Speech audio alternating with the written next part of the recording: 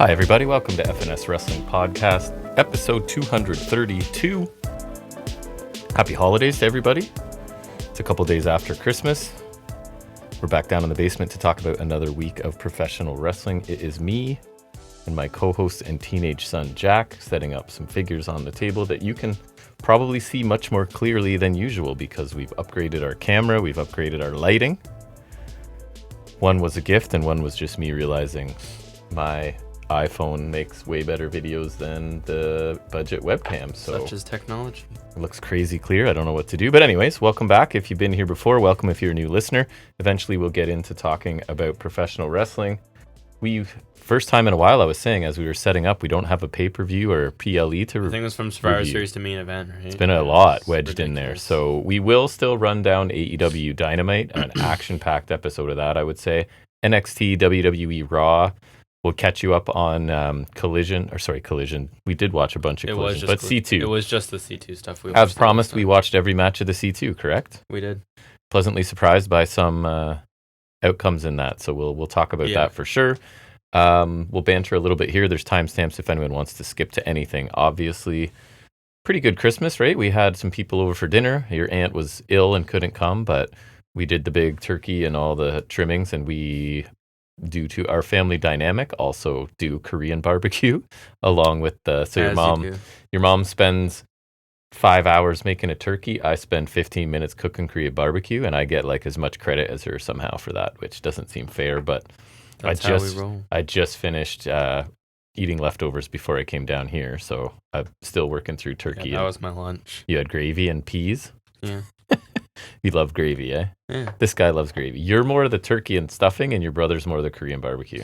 Yeah, I don't know. And I also miss Thanksgiving, so I guess there's that. Yeah, you did, because you were away. You talk so quietly in the banter. I got to go in and jack it up every time. Jack. Yeah, that's funny. I think we can agree the greatest gift anyone got of all this year. The C2. No. For Christmas in our house. Toast box. Yes. The cat got a new box, and she loves it. And it's great because to replace the Blu-ray box. It's almost exact. We bought a Blu-ray player years ago, right? Because why? Because I wanted it. You had some physical Blu-rays, and I now have The Office on Blu-ray, which is nice. Yeah. I think we still haven't used it just because it's more of a hassle than it's there for apocalyptic times. Yeah, and I do want to watch all the deleted stuff and whatever. I did watch some, yeah. We need to commit to doing that. We do. I would do that. We do. So, anyways, that cat loved that box and lived in that thing when she would go from sitting by the fire to that box. And we threw it out because we thought she liked another one better. And we were wrong. And we were very wrong because she clearly wants one that is a bit too small, right? Yeah. And has low sides. So maybe I'll sneak a picture in of her even in it. But that was the greatest gift of all. It's a Christmas miracle. She found her replacement box and she was in it. Actually, when I came down, I think your mother was taking pictures of her in the new box. So I also did that. Yes. I told you. I had a good feeling. I don't even know what the gift was that was in it, but I had a feeling I she don't was remember if go it was for the box that was actually for something or not. And then we're going out for lunch tomorrow before you go back to work. We're going to meet my parents and some aunts and cousins and uncles, I guess, for a brunch at, I guess it's technically a pub, but it's kind of a pretty nice pub / restaurant that you enjoy. So you going to get the same thing again? Probably. Yeah. I went and played. No need to stray away from that. I played some pickleball today. One of the people I have gotten into an argument at pickleball with was there, and we have now settled into we're civil with each other, but it's funny because the winners are supposed to play against other winners, and then you switch up partners, right? And so we've just made this tacit agreement that we will not be partners together, I think. So I don't know if anyone's noticed, but it's every combination has played each other except me and her. So, and she's pretty good, so that's okay. I'd rather play against somebody good because the competition isn't great in this community, but that makes sense. So it was fun. Your brother's out at basketball, so his toe must be feeling better. Either that or he's just pushing through. I hope not, but because I don't want him to have a setback. But he texted to say I'm going to McDonald's and then off to another basketball game. So it seems like he's doing well, which is good. Anyways, I don't know. It's a lot of banter from me. What do you have to say as your figures fall over there? Me go vroom vroom? Yeah. I'm excited to talk about the one figure I got you, just because I thought that worked out way better than I expected. But so that'll be, I think, for figuring it out at the end of the show, right? I don't care when I do it. Either or. You can do it now if you want. I don't care. That's what I think I have done. Okay, so let's do that now. You want to specify one? So set up on the table here, if you're watching in video format, he's got a bunch of the stuff he got for Christmas. A couple are not available yet. Here's my placeholder for one. Okay, so you've got a Jay White. We'll get Jay White in black and gold. That's pre-ordered. And then Osprey. You got first Osprey, which was necessary. Right. I think it's Osprey from the show we went to too. So is it? Nice. We got Gunther standing there looking cool. Yeah. Got white Jay Uso.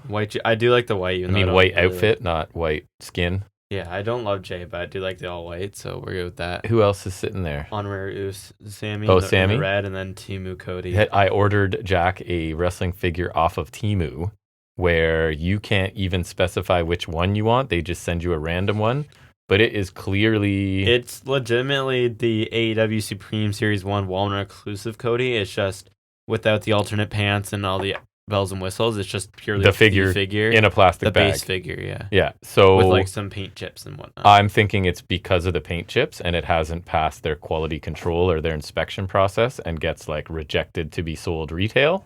And it ends up somewhere, and I think we found out where. So here. But yeah, I was surprised because when I got it with some other stuff, I'm like, man, this thing, it feels legitimate. Like I expected it to be a joke. Right? And it's not. So it's like I have the standard version of that. Cody, the non-Walmart exclusive one. Right.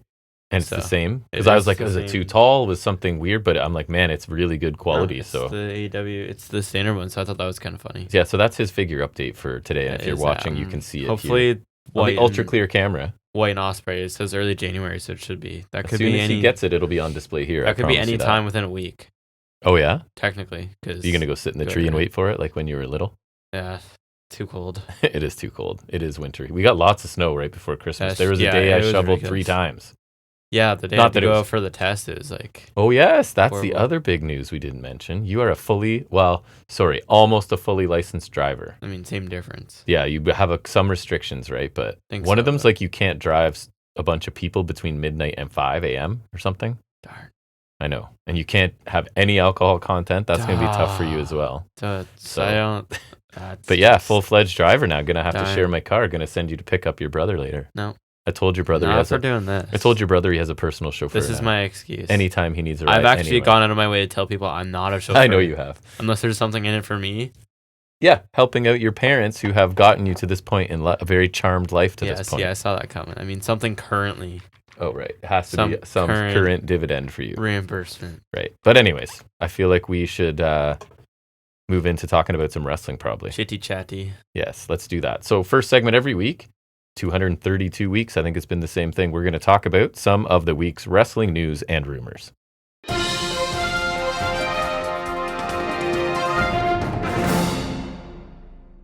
All right, so this week's episode of NXT averaged 723,000 viewers, up 2%.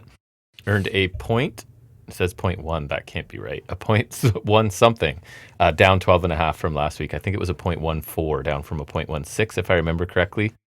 Good numbers for them, up over 700,000. Dynamite, not so much, but as you pointed out, probably stiff competition from Santa. Christmas, right? So literally on Christmas night, 574,000, down 8.2%, 0.18 in the key demo, down 5.3. But I did tell you, sort of unrelated, I'll do 2 in a row here, that Collision's numbers were like 630,000 or something. Yeah. I mean, crazy. I'm glad that people are tuning into that because I thought the crowd's been really good considering they taped a lot of stuff in Hammerstein. And is that a sign that like the C2 is drawing people? Like the matches that are... I would hope so.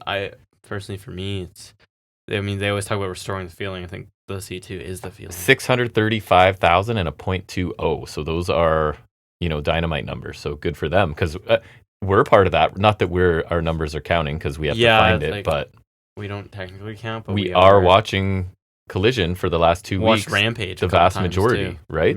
Maybe not in its entirety, but we're still watching it, right? And we can't be the only ones in that boat. I don't think so. It works, obviously. Think not. I don't have a lot this week. What do you have?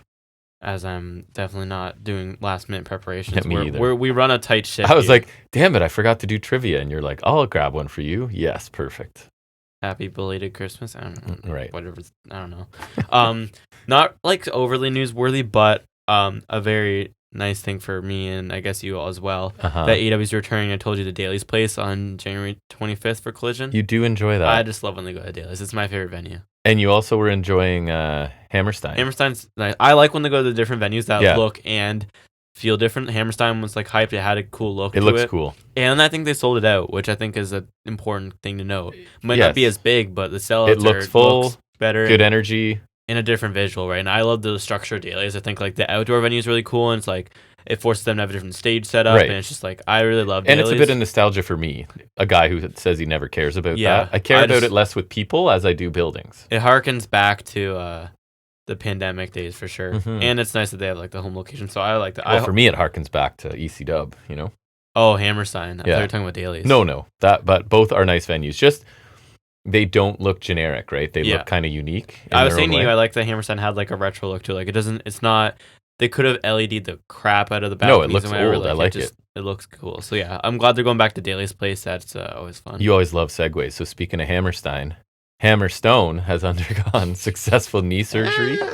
So obviously he'll be out for quite a while. What I did enjoy is this monster of a man, right? Has admitted like he had massive anxiety because this is his first major surgery. So like he put out there like I think the one post I saw was that like just recovered from a panic attack basically. So for a guy that's like 265 pounds of solid muscle to be like, yeah, man, I'm a little scared to go under the knife.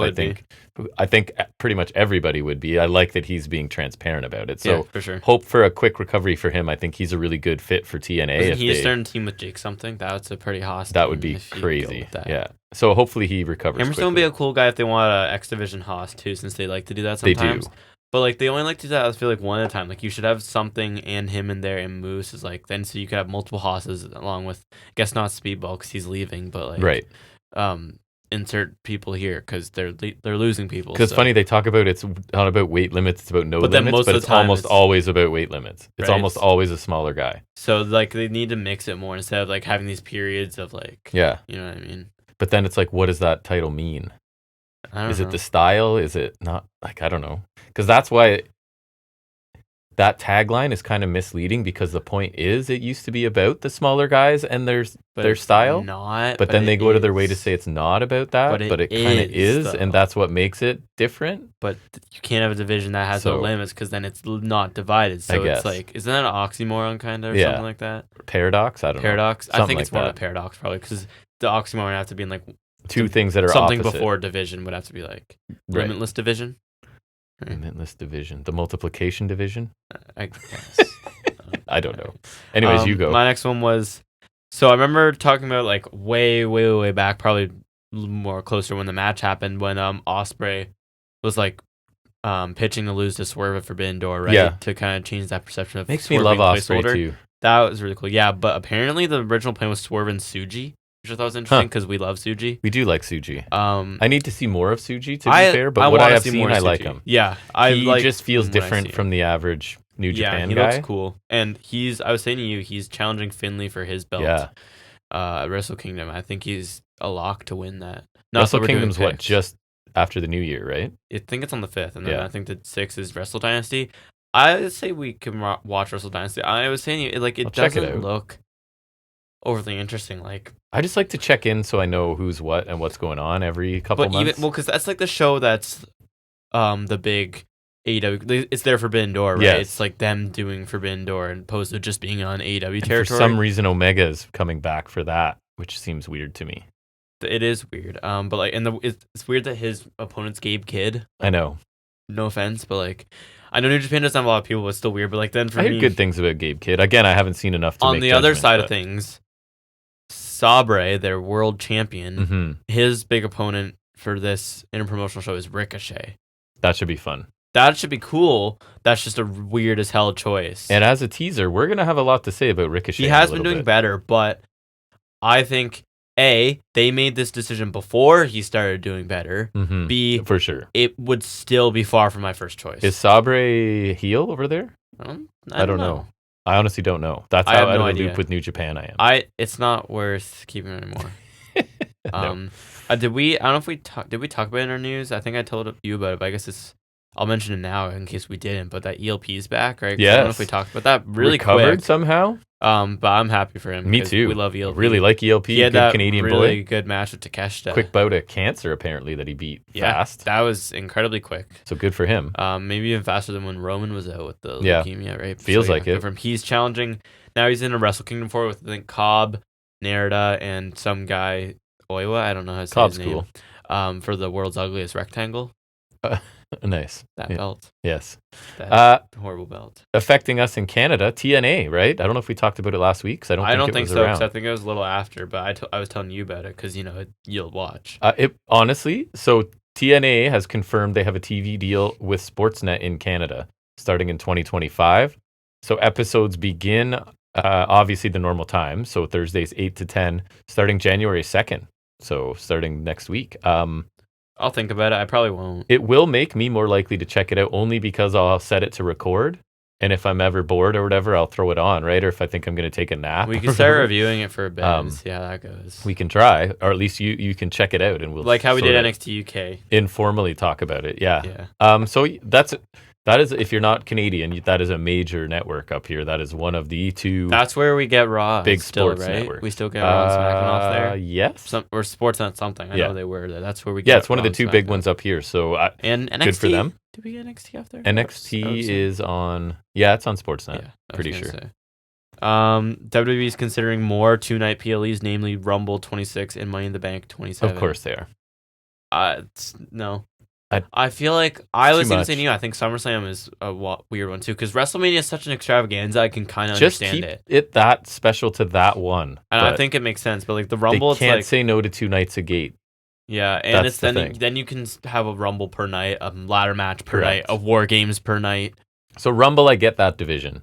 There's definitely a full show. I get it. I just still don't. But dividing other ones, I don't know. And I was gonna say I also get it because they book such small cards. Book more matches on your cards. I never thought I'd see the day where I'm asking WWE to put more matches on their shows. Shut your mouth.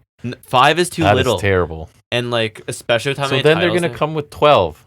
And then I'm going to be mad at you. I don't care. We skip through it anyways. We never watch them live. So for us, it's not a problem. We watch all the matches, though. Or at least I do. I don't skip any matches. We could, though. But I won't. Since you already skipped I'm a bit of a completist. I don't skip things. Not really, if you're skipping stuff. No, I wouldn't. All I would skip is like commercials and meaningless nonsense. But anyways, last thing I have is that I'm not the biggest Meltzer fan, but he is the guy that reports on things. So he is calling the numbers that Saturday night's main event got disappointing. 1.59 million viewers with a 0.42 in the demographic. So 1.6 million, let's say. I think that's around what like SmackDown gets. So apparently, though, another about 700,000 streamed live on Peacock. So I don't know why he says it's disappointing. I don't know what they thought they would get or they whatever. Wanted that 33 mil from Andre and Hogan. But yeah, good luck with that. But Meltzer says disappointing, so I put it in the news, and that's all I have. You got anything else? I don't know why I mentioned this now, but I just saw some page on Instagram because I guess I thought Meltzer they have their 5-star matches. They also go over, so I'm gonna assume they'd go infinite as well. Infinite, but like. So they posted about every match they rated 5 stars or higher. I forgot about the dog pound cage match. That was this year. Right. That was in like January, remember? And that was like over an hour long. Yes. That was awesome, but I just forgot that happened. I forgot. Like the boards falling through the ring. From the other end of the spectrum. And Hanare like slapping the crap out of everybody. I forgot. Oh, yeah. Him and Gabe Kidd just like. I forgot that Billy Gunn, Jay White was this year. I did remember that. Which we didn't put out to promote, but I'm almost ready to do the best of. I only have a couple things left. So. I need to top up mine, but we could do it within the week. Probably. And then worst of ends up in February somehow last year, I think. But anyways. I know it was like a lot later for sure. Hey, we let the buzz die down from everyone else's, and then that's when we strike. And Coughlin was in that match. He retired, remember? Yes, he's gone. He's done. That match was pretty fun. That match was crazy. Maybe I'll put it in there because I completely forgot about it. Any other news? I'm done. Sorry, yes. My next one, it's not really news, but we'll hate it. Chris Jericho has no interest in retirement. Of course not. Kill me. But the good news, I think, is that he will eventually end up back in the Fed. That's all I want at this point. Because he can go on a Legends deal and he can do whatever. I can ignore him easily. He clearly thinks he's still a draw and still has gas left in the tank, as much as we would disagree with that. Which again is crazy for me to say because he was my favorite wrestler. That's how you know it's legit of all time, forever. That's how you know. But I'm done with him. Yeah. AEW Shockwave reportedly. I think this is from Meltzer. Oh, I forgot about that. It's coming. Me too. It's not debuting anytime soon. Oh no. Apparently, the falling ratings have harmed the Talks with Fox. Ooh. Talks with Fox. So Rampage is gone. Collision stays. Dynamite stays. I think that's fine. Yeah, I do too. Yeah. We don't need to dilute it that much. I want to say we already got ROH cooking. I want to say I'll miss Rampage, but I won't. We won't. So, there's been once in a while where like, ooh, that match sounds good. Let's check it out. Like that, you could just do that on Collision. True. Yes. Like, I don't know. Last one is American Maid's expected to move to SmackDown during the transfer window. Obviously, anyone that's not a star is going over there. Yeah. Well, and I guess like they need a shakeup because they kind of suck butt. They do. Well, and they're running back, like the stuff with Otis. What's weird is that he was splitting from them, Gable. And then he split off into the Wyatts feud. So then they didn't have time to do that feud. They're like, oh shit, we didn't do the Alpha feud. Let's go back. I forgot it didn't happen. You'll hear in my notes this week. I'm like, why are we coming back to this? But technically, it never finished it. He never even did a match with Otis. It was just me wishing, right? Which I would have bet money he did as someone who watched that period. Yeah. Just because it was so much of it week after week, and then they never fought. So that's the crazy part. Yeah, right. That's odd to me. Weird. That's it? Yes. All right, so we'll now get into our most in-depth review every week. That's taking a look at what is generally our favorite show every week. It's this past Wednesday's episode of AEW Dynamite.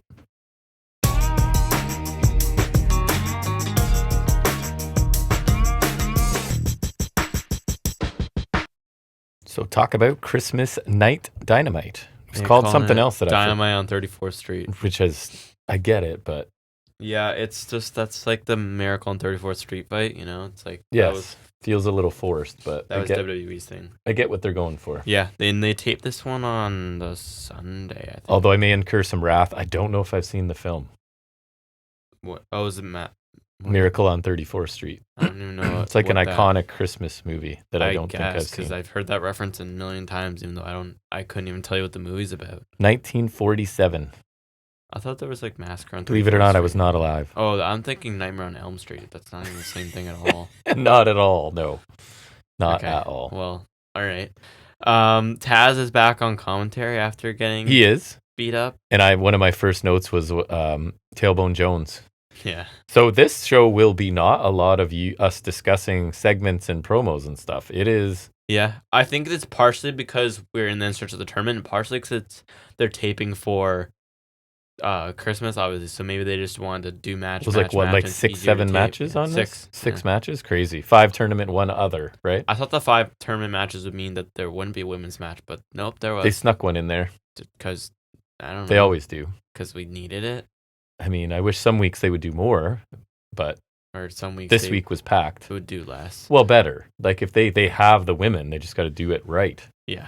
But anyways, we're opening with Gold Leak, which is Will Ospreay and Brodeth King. Yes, and we had heard good things about this because it was recorded, right? It was ahead of time. Hammerstein looks sweet. The crowd's hot. It does. Ospreay countered Gonzo Bomb and Hurricane Ron, misses a slingshot punch to the outside, but ducks a layer from King and he dropped to hold him in the steel steps. A spine buster on the stairs from King, which I think was the Tailbone Jones. It was either that or right.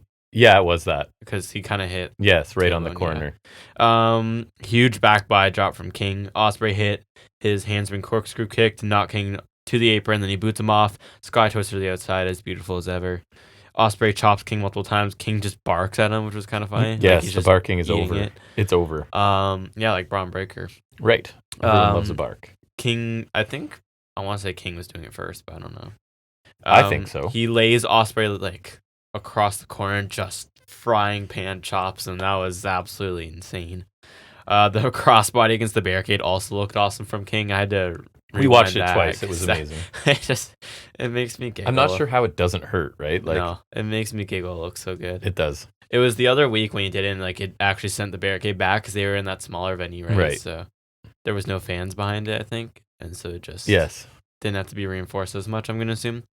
Cannonball in the ring for 2 from King. Heavy chop exchange. King's just like laying him in there.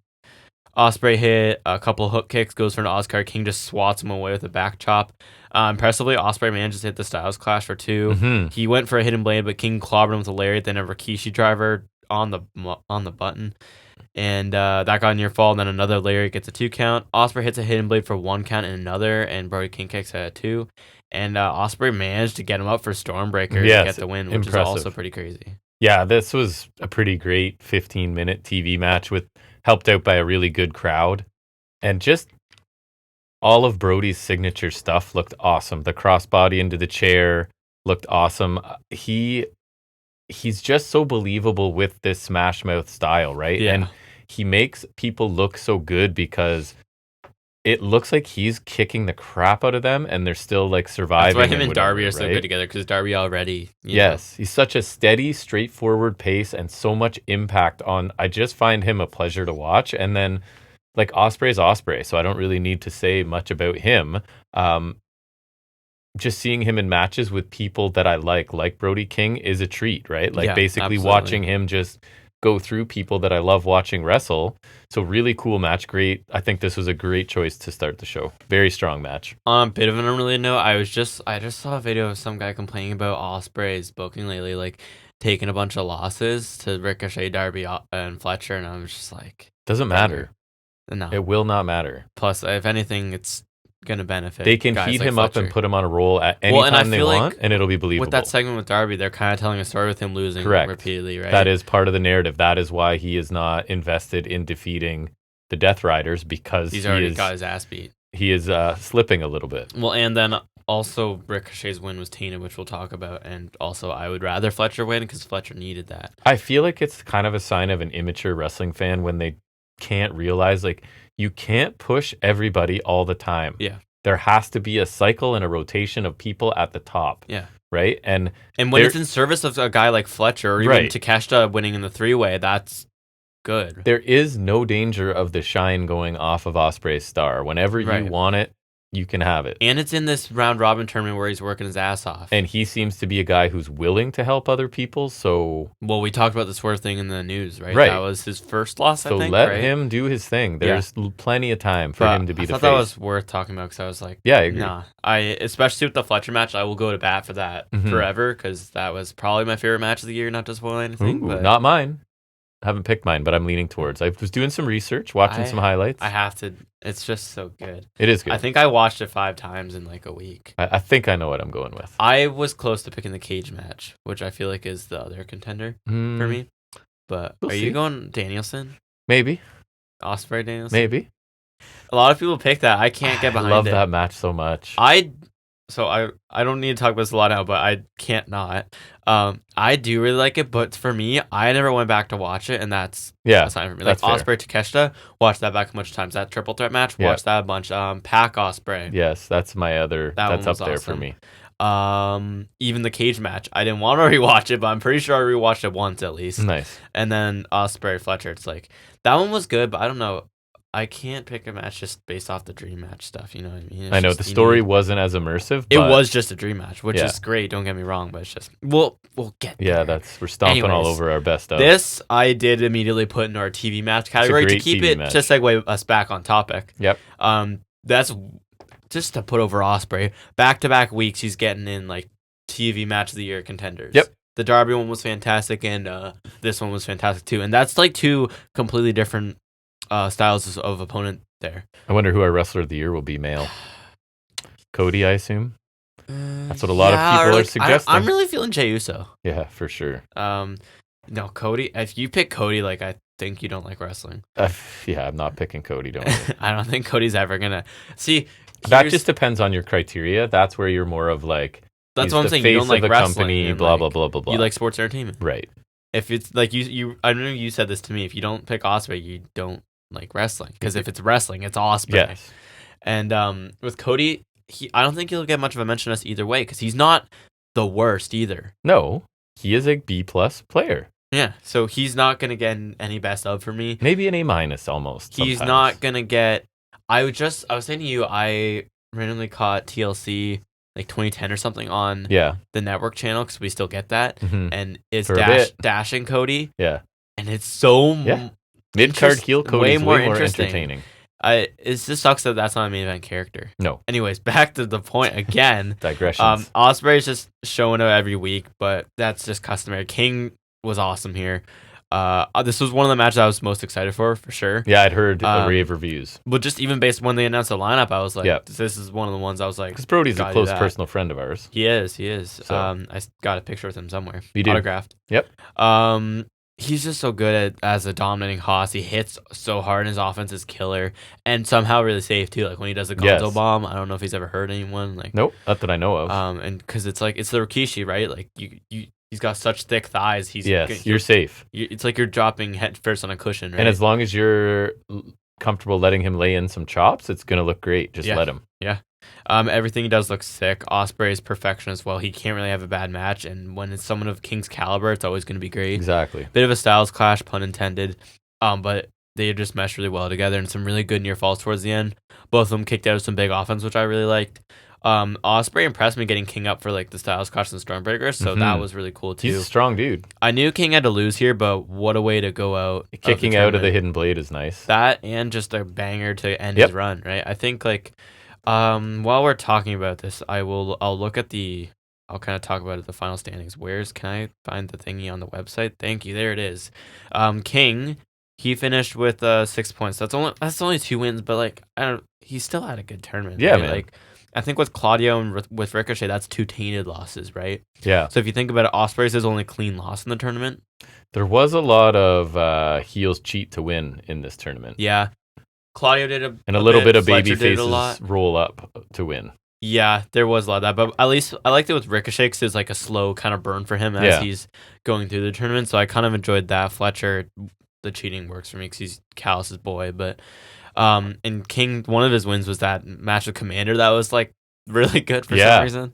We talked about that one last week, but anyways, King did some good work here. He did for sure. Let me make a quick Hurt Syndicate interview.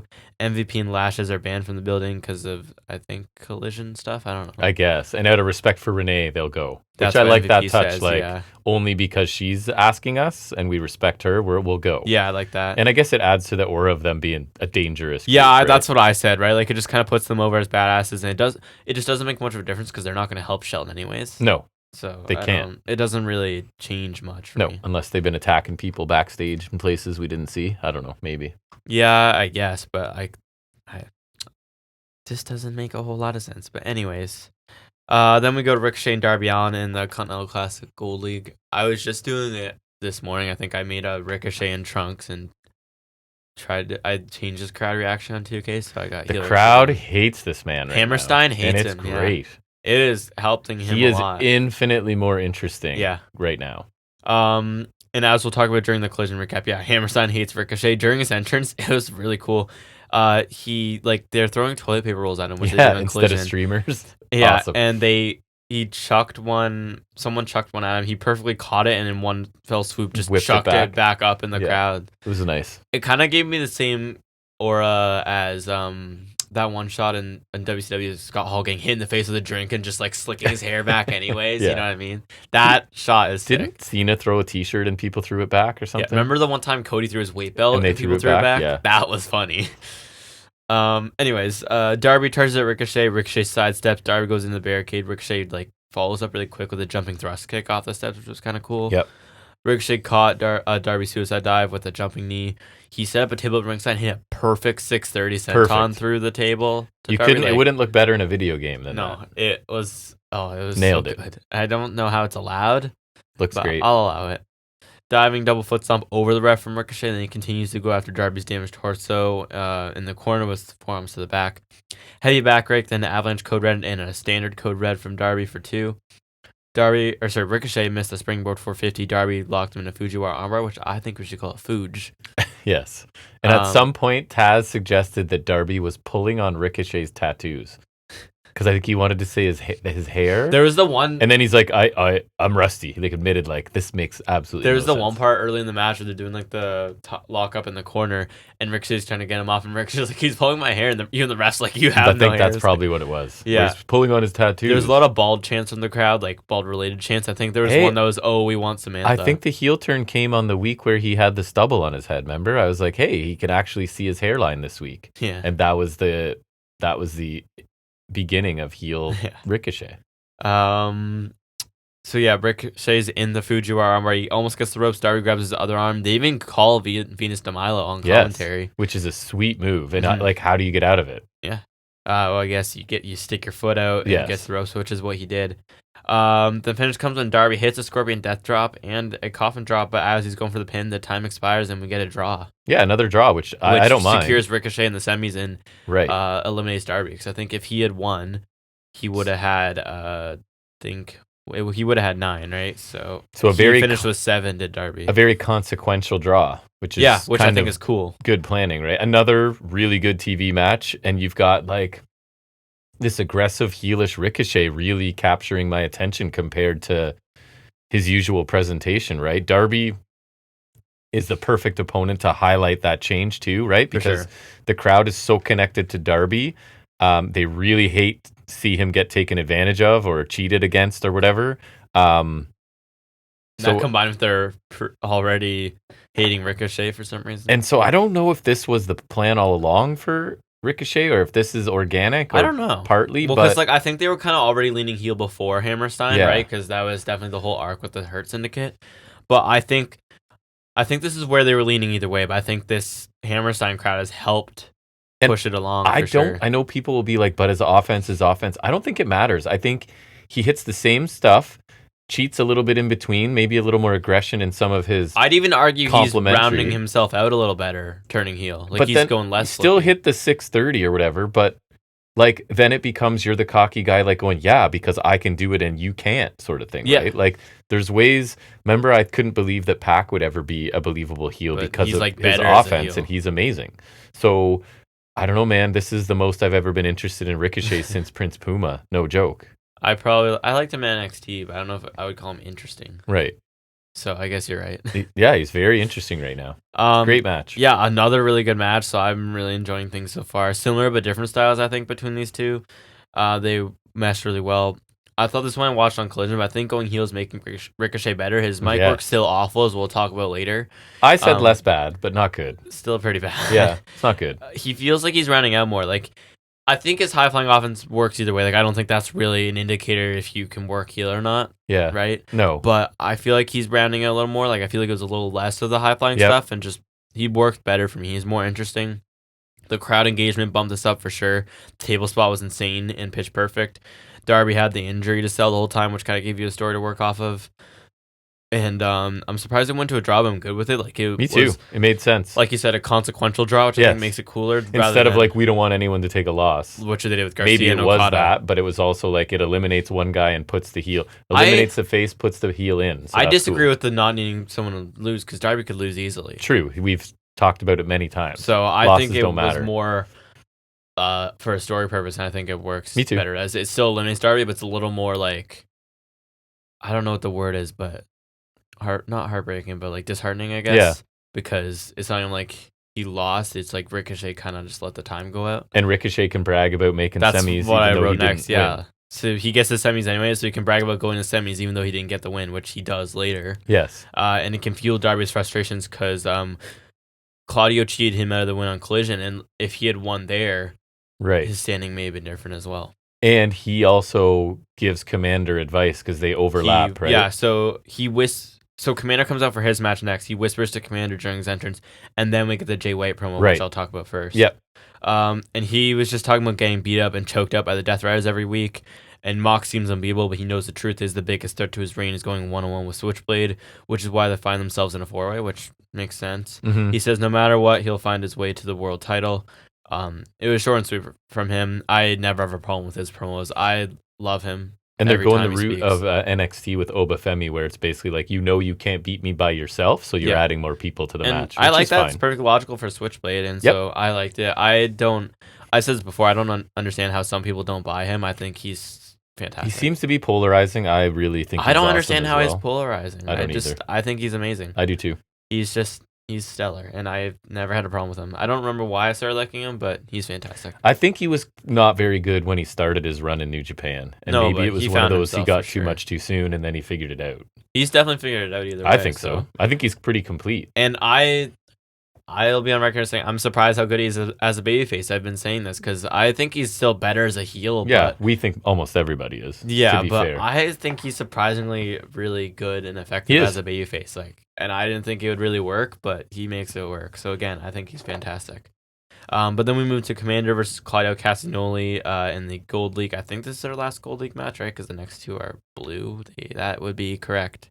Sounds right. Accurate words from my mouth. Mm-hmm. So we already covered Darby whispering to Commander as he makes his entrance. So there's something up there. Claudio, I don't think we saw his entrance. I want to say no. Claudio caught Commander out of his rope walk thingy into a vertical suplex. Looked pretty awesome. And he kind of had to almost slingshot him off the one ropes and then pick him back up. Vertical. Yeah, well, because Commander does that anyways. He does he'll do the over into the arm drag, right? Yes. So I think that's what he was going for. Claudio hit he's standing on the middle ropes and he does a military press gutbuster, drops him all the way from there onto his knee. Cool. It was pretty crazy looking. That got a 2 count. Claudio's on the apron. Commander hit a Hurricane Rana, send him into the ring post, and he shoved Claudio into the steel steps. Claudio countered the pop-up uppercut into this kind of abdominal stretch type move. But Claudio's able to counter out of that submission, and the finish comes on Commander. The ref's distracted, I forget why. Commander grabs Darby's pink jacket from under the ring, pulls out the brass knucks that Claudio had used on Collision against Darby, because we did see, I'll talk about it after, we did see Darby kept them after. Yeah. Right, because Claudio left them in the ring for some reason. Commander clocks Claudio with those, and he hits that rope walk, shooting star press, whatever the name is, to get the win. Surprising, for sure. Then the Death Riders jump Commander after the bell. Jay White's music hits. He comes out, but Orange Cassidy attacks the Death Riders from behind. Cassidy clears house. White plants Pac with his beautiful Uranagi. Cassidy is a beat break to Yuta. Mox attacks White from behind with the briefcase, takes out Cassidy as well. Mox grabs a mic and says as long as his heart is beating, this is the closest they'll get to the world title, and they're delusional if they think they deserve to lay eyes on it. But he gets cut off by Hangman's music hitting, and he comes out, he enters the ring. And as Hangman comes in, Cassidy and White get to their feet, and Mox is surrounded. Mox takes a swing at Hangman with the briefcase. He ducks, goes to the apron. Mox takes an orange punch, a buckshot lariat, and a Blade Runner in succession. And then all the challengers kind of stand around the briefcase, and they kind of make a grab for it, and then they kind of this stare down kind of thingy. Yeah, so the post-match beat down was different, because I'm kind of numb to them, but at least this ended up with your 3 challengers hitting their finishers, right? And then I liked it because for me, Mox's whole thing is that their egos are getting in the way of them working together and taking him out and accomplishing their goals and whatever, right? And this was them actually kind of being able to put their issues aside for a moment and work together, and it did take him out. So it kind of proves him right, and that this is what they need to do, but obviously it's going to fall apart at World's End. So I liked it, because it cannot coexist. Because it kind of served the story here. I didn't serve the story much. If this wasn't here, I don't think it would have mattered a ton. No, I don't think so either. I still think it was good to help the story, but like I said, I wish we could have, and maybe with how the tournament shakes out, we couldn't have, but I wish we could have had last week's trios match this week, because that felt like a really good go-home This match, was right? Oh crap, it's a go-home segment. Let's get them all in I think there. It was good as such, but it's just would have been better structured the other way. I thought the match was fun. I thought a notch or 2 below the previous ones. And who did we just see Commander wrestle that we really liked? That was the Brody King match, I think. Oh, that match was pretty awesome. So, big win for Commander. I was not expecting it. Kind of irks me, because I'm like, why couldn't Tarus pick up a win somewhere? But anyways. I told you, the fact that Commander outscored Tarus is crazy. The finish protects Claudio. Makes Darby look smart, right? So I like it because, well, I think Claudio's looked like a beast here. Again, it's a tainted victory, so it's fine. And it serves the story of Darby versus Death Riders. So I really like that, because that can be kind of a point of contention after World's End, right? They can come after Darby and maybe kick that off. I don't know. Could be. And I'd like them to wait a bit, maybe. Commander's stock has gone up a little bit for me from being added to the tournament. For a while, he was just presented as the guy that walks the ropes and does a whole bunch of flips off the ropes. And now he's, especially that match with Brody King, I thought he showcased a lot more. So he's picked up we'll see if they capitalize on that sort of elevated status. I feel like them capitalizing on it will be him defending that title. But they also didn't capitalize on Roosh last year, who looked great, right? They didn't really capitalize on the tournament, though, to be fair. Because remember, he had like the hamstring injury and the 8-man tag. I feel like they should be doing some more with Brody King, and I'm not convinced. And Mordos. And Mordos, but more so Brody King. But Roosh shall defend them because I do believe he got injured in the tournament last year, if my memory serves me correct. So I'll give him that. I thought this match was good, but the two before it were great. So I thought this was good, but yeah, the first two were definitely great. It was still entertaining. Claudio chucking Commander around the place was still fun, and again, Commander looks good. So I think he looked better in this tournament than I thought he would. For sure. And I thought this was a creative way to give him a win, which I didn't expect. So I kind of like that because he could have easily wound up like Mordos. So I thought that at least they kind of found a cool way to give him something there. And then Darby's one step ahead of the Death Riders, at least at this point. Yeah, for this moment. At least Darby kind of learned from his mistake. And because I think if Claudio had won this, the semis would have been a lot more interesting. So the whole thing was like Commander's in that spot where he can't win, but he could play spoiler. That's right. Which they always tout, but it never happens. Yes. So it did actually happen here. Yep. Thanks to Darby. I think Darby looks smart for that because then now he's kind of getting one back on the Death Riders. And I think they're like, the tournament has delivered 2 years out of 2 for me, and I think they'll only get better at planning it, you know what I mean, and executing stuff. I feel like they did plan a little better, because we had the story with Ricochet's slow burn heel turn, and like Ospreay kind of, he's taking some losses, and Darby's with this, and so, because he lost to Claudio, because he got cheated at Claudio on Collision. I think he also got beat up by Claudio after the Brody King match or something. So I feel like they did kind of do a better job of telling some stories here, and they also, with Garcia and Briscoe, I feel like played off of last year as well, where both of them got like one win or something, right? And this year, Briscoe got 3, right? Briscoe got 3, Garcia got 2, and he went to a draw with Okada. Right. So I think in general, I think they did, like, even as you're saying, they've already done a better job of planning it out, and it'll only get better next year. Just leads to really good TV. It's the best. It's my favorite thing. Anyways, yeah, I thought this was good, and I really enjoyed the finish. I think it was cool, and the post-match stuff was nice as well.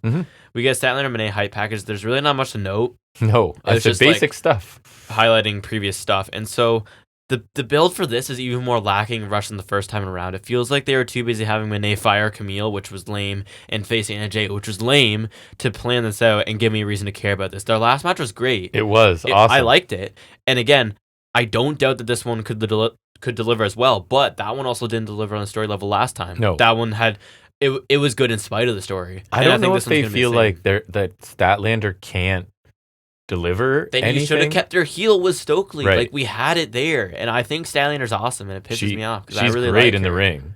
I think if we had just need something to figure for her, out. Have they even tried to do a character with her? I don't know. That's what I mean. Are they like, oof, she's so bad that there's just no way? I can't even say for certain. I don't think she is. No, I don't. I don't know. No, me either. Because I don't know. I know. Then we get Shelton Benjamin versus Kazuchika Okada in the Continental Classic Blue League. I took a moment to just reflect that it's pretty crazy that it's 2024 and I'm seeing Shelton Benjamin and Okada on TV. That is right? Crazy. That's pretty wild. I will take a moment to reflect on Shelton later. DDT on the floor from Okada. Okada went for a German suplex. Shelton counters and rolls into an ankle lock, but Okada eventually gets out. Air raid crash neckbreaker on the knee from Okada. Okada gets some bitch chants. Yeah. Couple of German suplex from Okada, then he goes for Rainmaker. Shelton ducks and he hits the release Germans a few times.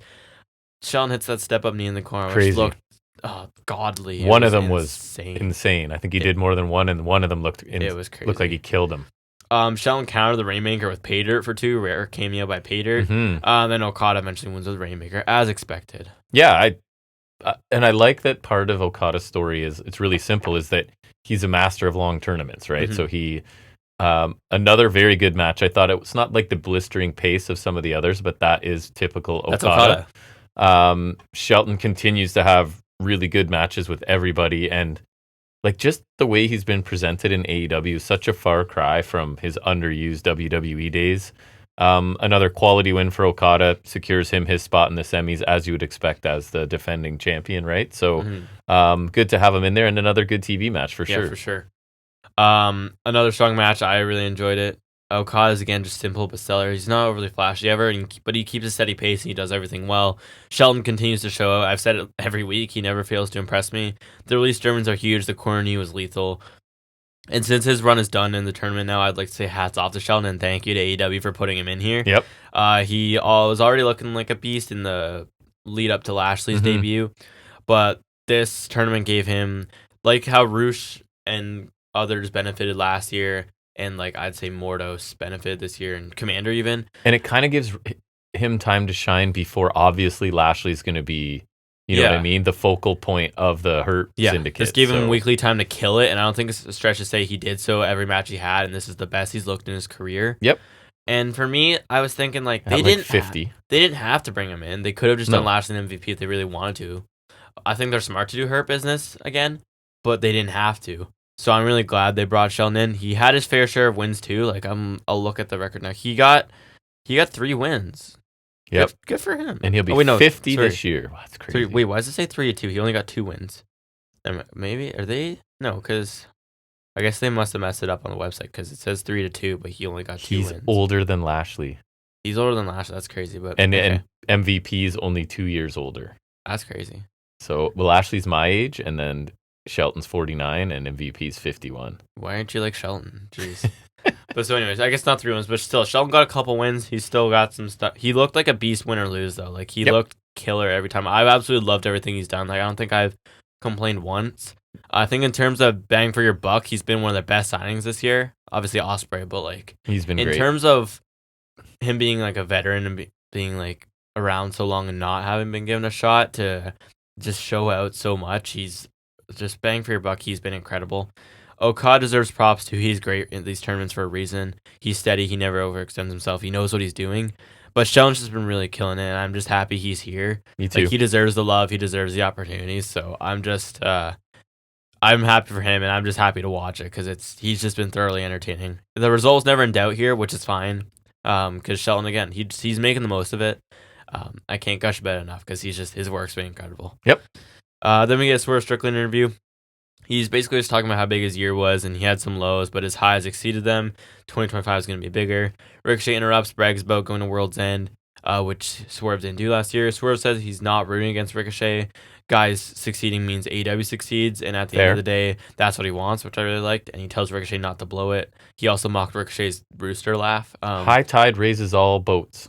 It's one of those things. I said God, Ricochet sucks on the mic, but man, would I be excited for a match between these two? Because with Ricochet getting better in the ring, like it could just be so sick. Swerve cooked him here again. He's just so much better. And I like that he mocked Ricochet's stupid laugh. But I thought it wasn't as glaring as last week. I thought Ricochet was less bad, and maybe him getting punked out by Hurt Syndicate might already be worth it, if not soon. I think so. Right? So that segment took a lot of heat. And I said, well, now he has to prove he's a heel, right? That he's can get into Hurt Syndicate or not. I don't even care. He's so much more I don't even care if they punked him out because it was like at the time I didn't find him interesting, so I didn't care if they did it. But also it helps their they don't have Ricochet to deserved it, and it spawned heel Ricochet, so it's all good. Which again, maybe it's a case of Pac where I didn't ever think Ricochet would be a good heel. Mm-hmm. So maybe I'll be wrong. I was thrilled to be wrong about Pac. Yeah, and I don't think Ricochet's there because Pac's promos are on another level. Even though they're all very similar and it's very much his own style, I love them all. Pac is just, I love his promos so much. I miss hearing him speak. He's just an angry little bastard. The bastard is probably one of the most apt By nicknames. little, I mean short. He is incredibly He is jacked. a petite fellow, but he is jacked to the gills. Yeah, I'm excited for a potential match between them. I could see that being penciled for the Australia card. I'm in. Let's go. Down for, or we could do it at Maximum Carnage. Yes. That one's not as bad as Big Business. That one's my favorite. Mm-hmm. I was also saying to you recently, I don't know why it came up, I like Quake by the Lake. Great Balls of Fire. Great Balls of Fire is awesome. Hey, in my universe, that's a stadium show, okay? Made no sense to me. Great Balls of Fire, yeah, and then they use, it's an Ellen John song, correct? No. No? Jerry... I thought it was Ellen John. Lee Lewis? Okay, maybe not. Anyways, they used that for the show too, right? And so like, it's such a weird, like, why would you ever name a wrestling show that? Jerry Lee Lewis, who I think ran into some issues with young people. Okay, that's nice. It's a good way to take it. Don't think Jerry the King Lawler, but similar issues. Well, yeah, Jerry's Lawler, his one wife, the cat, wasn't she like 20 years younger than him or something? Yes. Like she was like 30 and he's like 50 or something. Charged with unlawfully kidnapping a 26-year-old woman and willfully transporting her interstate commerce. Anyways, yeah. Nice. Yeah. Anyways, that is the best wrestling show name ever. Yep. Anyways, then we get Chris Jericho's New York Minute. I just said I refuse to take notes on this. The only thing I have to say is that I saw someone on Instagram say that this New York Minute was longer than a minute. I'm wondering, I put like, does Jericho have in his contract that he has to appear X number of weeks, which seems to be 50 at least? 52. Maybe 52. And this is just for the ROH title, which a company that barely exists, even though we did watch some Ring of Honor. I did watch like 4 matches, maybe. I saw Red Velvet do things. I saw the tag match. Oh, I watched with Dynamite the Righteous. Kid. I saw the one that was good with all the people in it, the Commander one. That belt. That was a fun match. I was gonna play my favorite ROH game, but I guess I can't now. How specific am I? The match with all the people in it that was good. Yeah. So memorable, ROH. You're killing it. Name everyone in that match. Go. I think I know. Yeah, Commander. Blake Christian, who's now like a mega heel. People hate him. Yeah, it's weird. I know at least 3 more. I think I'm missing one. I don't know who else was in it. There's Mark Davis, Brian Cage, who's the champion, Willie Mack, and AR Fox. Right. I didn't even watch it. I did. I liked it. I didn't watch it. That's the funny part. If you need any clip that's like indicative of our there it is wrestling knowledge. Yeah. There it is right there. You watched this match less than a week ago. Don't remember other than 2 people in it. I might have been able to pull Brian Cage eventually, but not. He was a champion. You didn't remember. AR Fox, I wouldn't get. I love it because I do remember Cage like, we're gonna have a new champion because it was elimination, right? Yeah, that was the match. It's funny because and they let Christian and Commander have a lengthy singles match at the end. It was good. It's funny because Commander, I want to say he was the person Fletcher beat for last year in the Survival Fittest. Remember Joe vacated the belt to go after a real belt. Weird seeing Christian over as a heel. Yeah, I guess he's doing a Ricochet thing. His short hair, yeah, because he can fly around too. That kid. Trey Baxter from NXT. That's right. Who is he dating? Cora Jade. I think so. Yeah. Somebody. But obviously not because she's with Breaker now. Breaker's with Izzy Dame, and Cora Jade's with I don't even know actually. We'll talk about Cora Jade later. Yes. I know. Next we get Toni Storm versus Taya Valkyrie. Mm-hmm. Great. She's in a team with Deonna Purrazzo. Quote, Toni Storm's loss of memory is brought about by the trauma of losing titles. I don't think so. So I put nothing like a tell and not show. Like, just tell us that, you know? That can't be like an actual explanation. That has to be like commentary just out. That was, I can't remember if it was Excalibur or Tony, but it was one of them. See, I would just be traumatized by being like, after losing my title, I'd go on the internet and see me as timeless Toni Storm. I'd be like, ugh. And I think you just like go into like a shock. I think they're just doing the I'm an actor and this is my role of a lifetime. But then what's the real Toni Storm? The timeless one. That's dumb. I know, but so you're telling me that this caricature of a person, this caricature of like what who's Marilyn trapped Monroe in the 40s or Mildred Burke, whatever, is like this trapped in the black and white days. That's right. That's a real person. That's right. Like, how dare you? That's like saying Goldust is playing Dustin Rhodes in AEW. Is that what you're telling me? Yes. Like, no, that's so stupid. Like.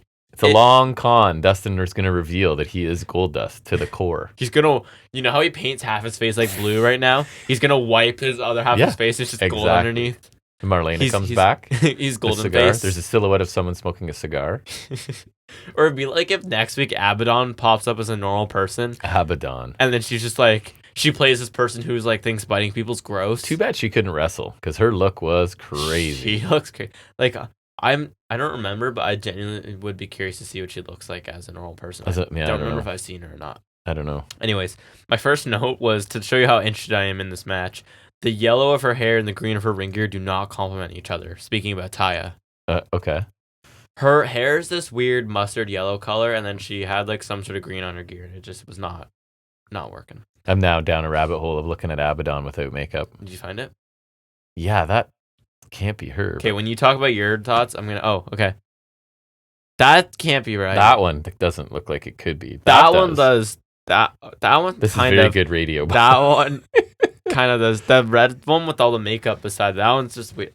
Like, some of those I can kind of buy it, but, like, it just, I feel like, I imagine her, like, because I don't know how much of it, because I feel like she has teeth effects on her, too, right? I think so. So it's like, I don't know how much of her is legit. Obviously not the eyes. I would assume the eyes are not real, but then again, who's to say? In 2024, I still think Mayor Glenn Jacobs has 2 different eyes. That's right. Obviously, the libertarian. Yeah.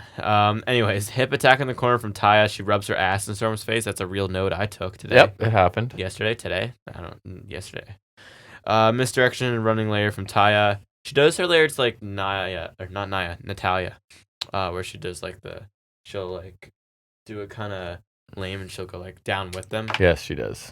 Looks kind of, yeah. Taya bothered me less than many of her matches, though. This is also shorter. It was. And it was her dominating. Which is weird. Yeah. Hip attack in the corner from Storm. She won with a small package. I didn't even see what it was counted out of. It was fine.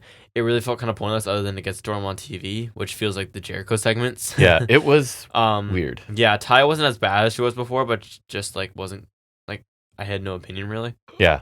It was too short to tell. So this was a lot of Taya dominating with basic stuff and like heel tactics. I thought that was weird considering Storm was the one you're pushing, right? I'm wondering though so with her mental state being, and I said that like this match was I think more of an opportunity for commentary to talk about Toni Storm's mental state and shift of character than a match, and it feels like she shouldn't have to resort to an inside cradle to beat someone like Taya, but is she a rookie looking to pick up wins right now? Like she's debuting in AEW, right? So that's a fair point, I guess. She's taking wins however she can. You have to think about this so weird because it's like. But does she regress in ring to where Taya dominates her? No, because so then from her perspective, it's interesting because I think her in-ring skill doesn't regress because she's been grinding the indies, right? So she's right. Yeah. Like let's. She was over in NXT.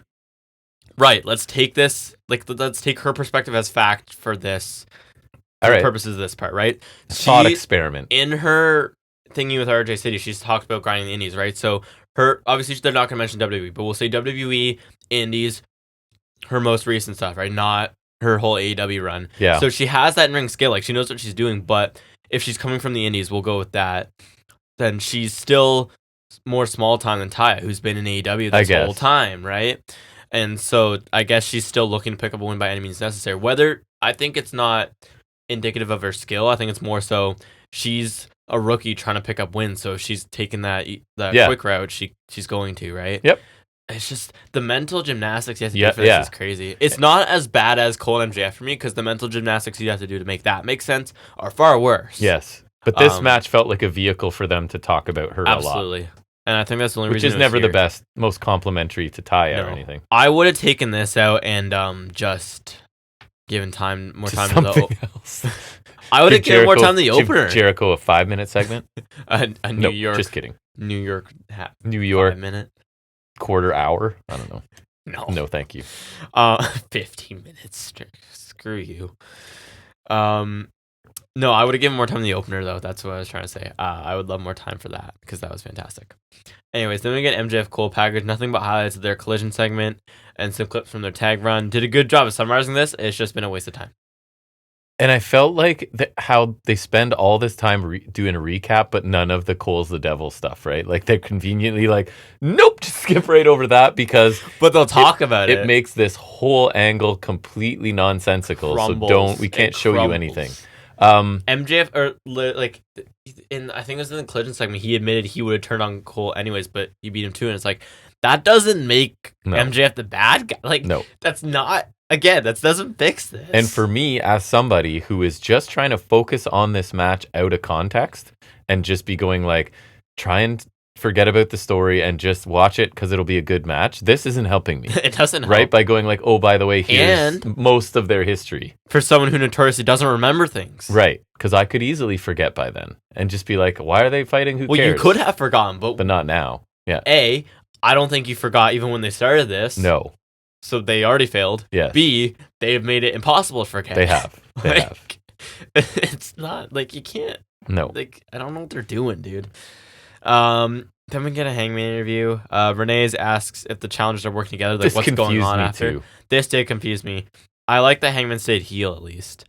Hangman says at World's End, Mox will walk in his chamber for the last time. Unlikely, sir. Christopher Daniels walks in, says Hangman was right, and says if he needs anything, he'll help. Hangman asks why he need help from a stooge like Daniels. I like that. Daniels says White and Cassidy have groups, but White doesn't. They've been gone. And what does that matter? Because I guess it's the Death Rise interfere. Does he not remember the vivid image of Hangman burning a man's house to the ground? And now he's like, hey, buddy, I don't like that you have no friends. Let me help you out. No, I agree. It's kind of stupid. But like White doesn't even have a group either because they're all injured. Right. Juice is legitimately injured. The Guns are at least kayfabe injured. Yeah. I don't know. I haven't seen them in a while. Because Hangman beat the tar out of them, so I guess. But that's the last we saw them. Anyways, he'll help Hangman if he needs a friend. It was odd to me. I'm not sure why I'd help Hangman if I don't understand. I did like that Hangman maintained his heel stance. Like Christopher Daniels was like, "Oh, I'll help you," and Hangman's like, "No, thanks. You suck." Yeah, exactly. So I like that. What kind of help are you gonna give me? Because like this is because that was a point where they could have leaned away from the heel thing, like you were kind of fearing. But I think that they at least kind of kept him entrenched in his spot, which I liked. And so I hope this is just a little bit and not foreshadowing, because I like that Hangman's the loner in the match. Me too. Even though, and if he's gonna team up with someone, it can't be Daniels. Yeah. Even if like Jay White is kind of lone too, he at least has a group that he's affiliated with. Hangman doesn't, so I like him. It kind of makes him the dark horse. Yep. So I like that. Me too. Anyways, main event time. It's Kyle Fletcher, Daniel Garcia in our last, what do they call it? League stage. Regular season, match. I guess, before the playoffs. F Don Cal's chance of ringing out. He's not even present. He's not even on commentary. It's Daddy Magic. That's right. Nasty apron powerbomb from Fletcher was pretty epic. Fletcher went for a draping Looked DDT. Crazy. He took it really high. Really high, yeah. Garcia turns it around, hit a draping neckbreaker for 2. Garcia got Fletcher in a guillotine. They got out to the apron. Fletcher muscles him up and hits a disgusting brainbuster on the apron. Like the angle of which Garcia landed was gross. Yeah. And then the Citadel last ride back in the ring for 2. Low blow behind the ref's back and a brainbuster from Fletcher, which got him a win previously, I think, over with... Not today. That was Okada, right? He beat Okada with that. Only person to beat Okada. Just saying. Fletcher hit that for a near fall. Fletcher boots Garcia hard. Garcia came back with some overhand chops. Like, he is slapping the crap out of Fletcher. I'll give him that. There were some hard shots. Nasty super kicks from Fletcher. Garcia came back and blocked Fletcher in the Dragon Tamer, but it's again that thing where he goes so far back that he just countered out. And he's so stupid. It's the same counter every time. Everybody does that counter. Yeah. He just he just looks stupid. He has the opposite problem of like The Rock's sharpshooter. Yes. Or old Sting. Yes. His was pretty bad. Where it looks like the guy's just comfortably resting in their hold. Yeah, or like I've seen this clip. I think it was of Low-Key doing a sharpshooter with a steel chair on their back, so he's like seated while doing it. It looks like Sting's doing it with an invisible chair. Yes. Basically. Anyways, Fletcher hits a stiff running knee. Like Garcia's kind of kneeling, and Fletcher knees him in the jaw like stiff. It was pretty gnarly. He goes for Grimstone, but Garcia counters with a jackknife in for 2, which is what he usually has been winning with. And so Fletcher got at that. Fletcher nails Garcia with a running corner kick twice, and the buckle brainbuster gets the win. And Fletcher is in the semis. He almost pitched a perfect game. Yeah, this was a good match as well. I thought Garcia showed some really good intensity and fire in this match, a little more personality than some of his matches. And he had some nice counters to some of Fletcher's signature stuff, which should happen because you're in a tournament with someone who's had a whole bunch of recent matches and you can scout them, and Garcia is supposed to be a technician. I like so that they all both made kind of sense. kicked out of what the other has used to win some matches before. Right. Like the exact thing, right? And Fletcher's offense, it just looks so crisp and impactful. They're smart to have him advance to the semis, obviously, and a really good main event. And what are the semifinal matchups once you're done? Go back to, we'll talk about those quickly. Great match to send off the tournament as we move to the finals. Fletcher's been great his whole run, and putting him in here after the biggest win of his career, I think, was smart. Also glad they booked him properly. The only misstep was, I think, losing to Briscoe, but I think it's a small bump in the road. I will still complain about it. You will. But he played a perfect game otherwise, so it's hard to complain too much. I'm really glad he beat Okada, because I thought that would be where he took a loss. Because Okada gets his win back. I don't think they're going to even face off. I don't know.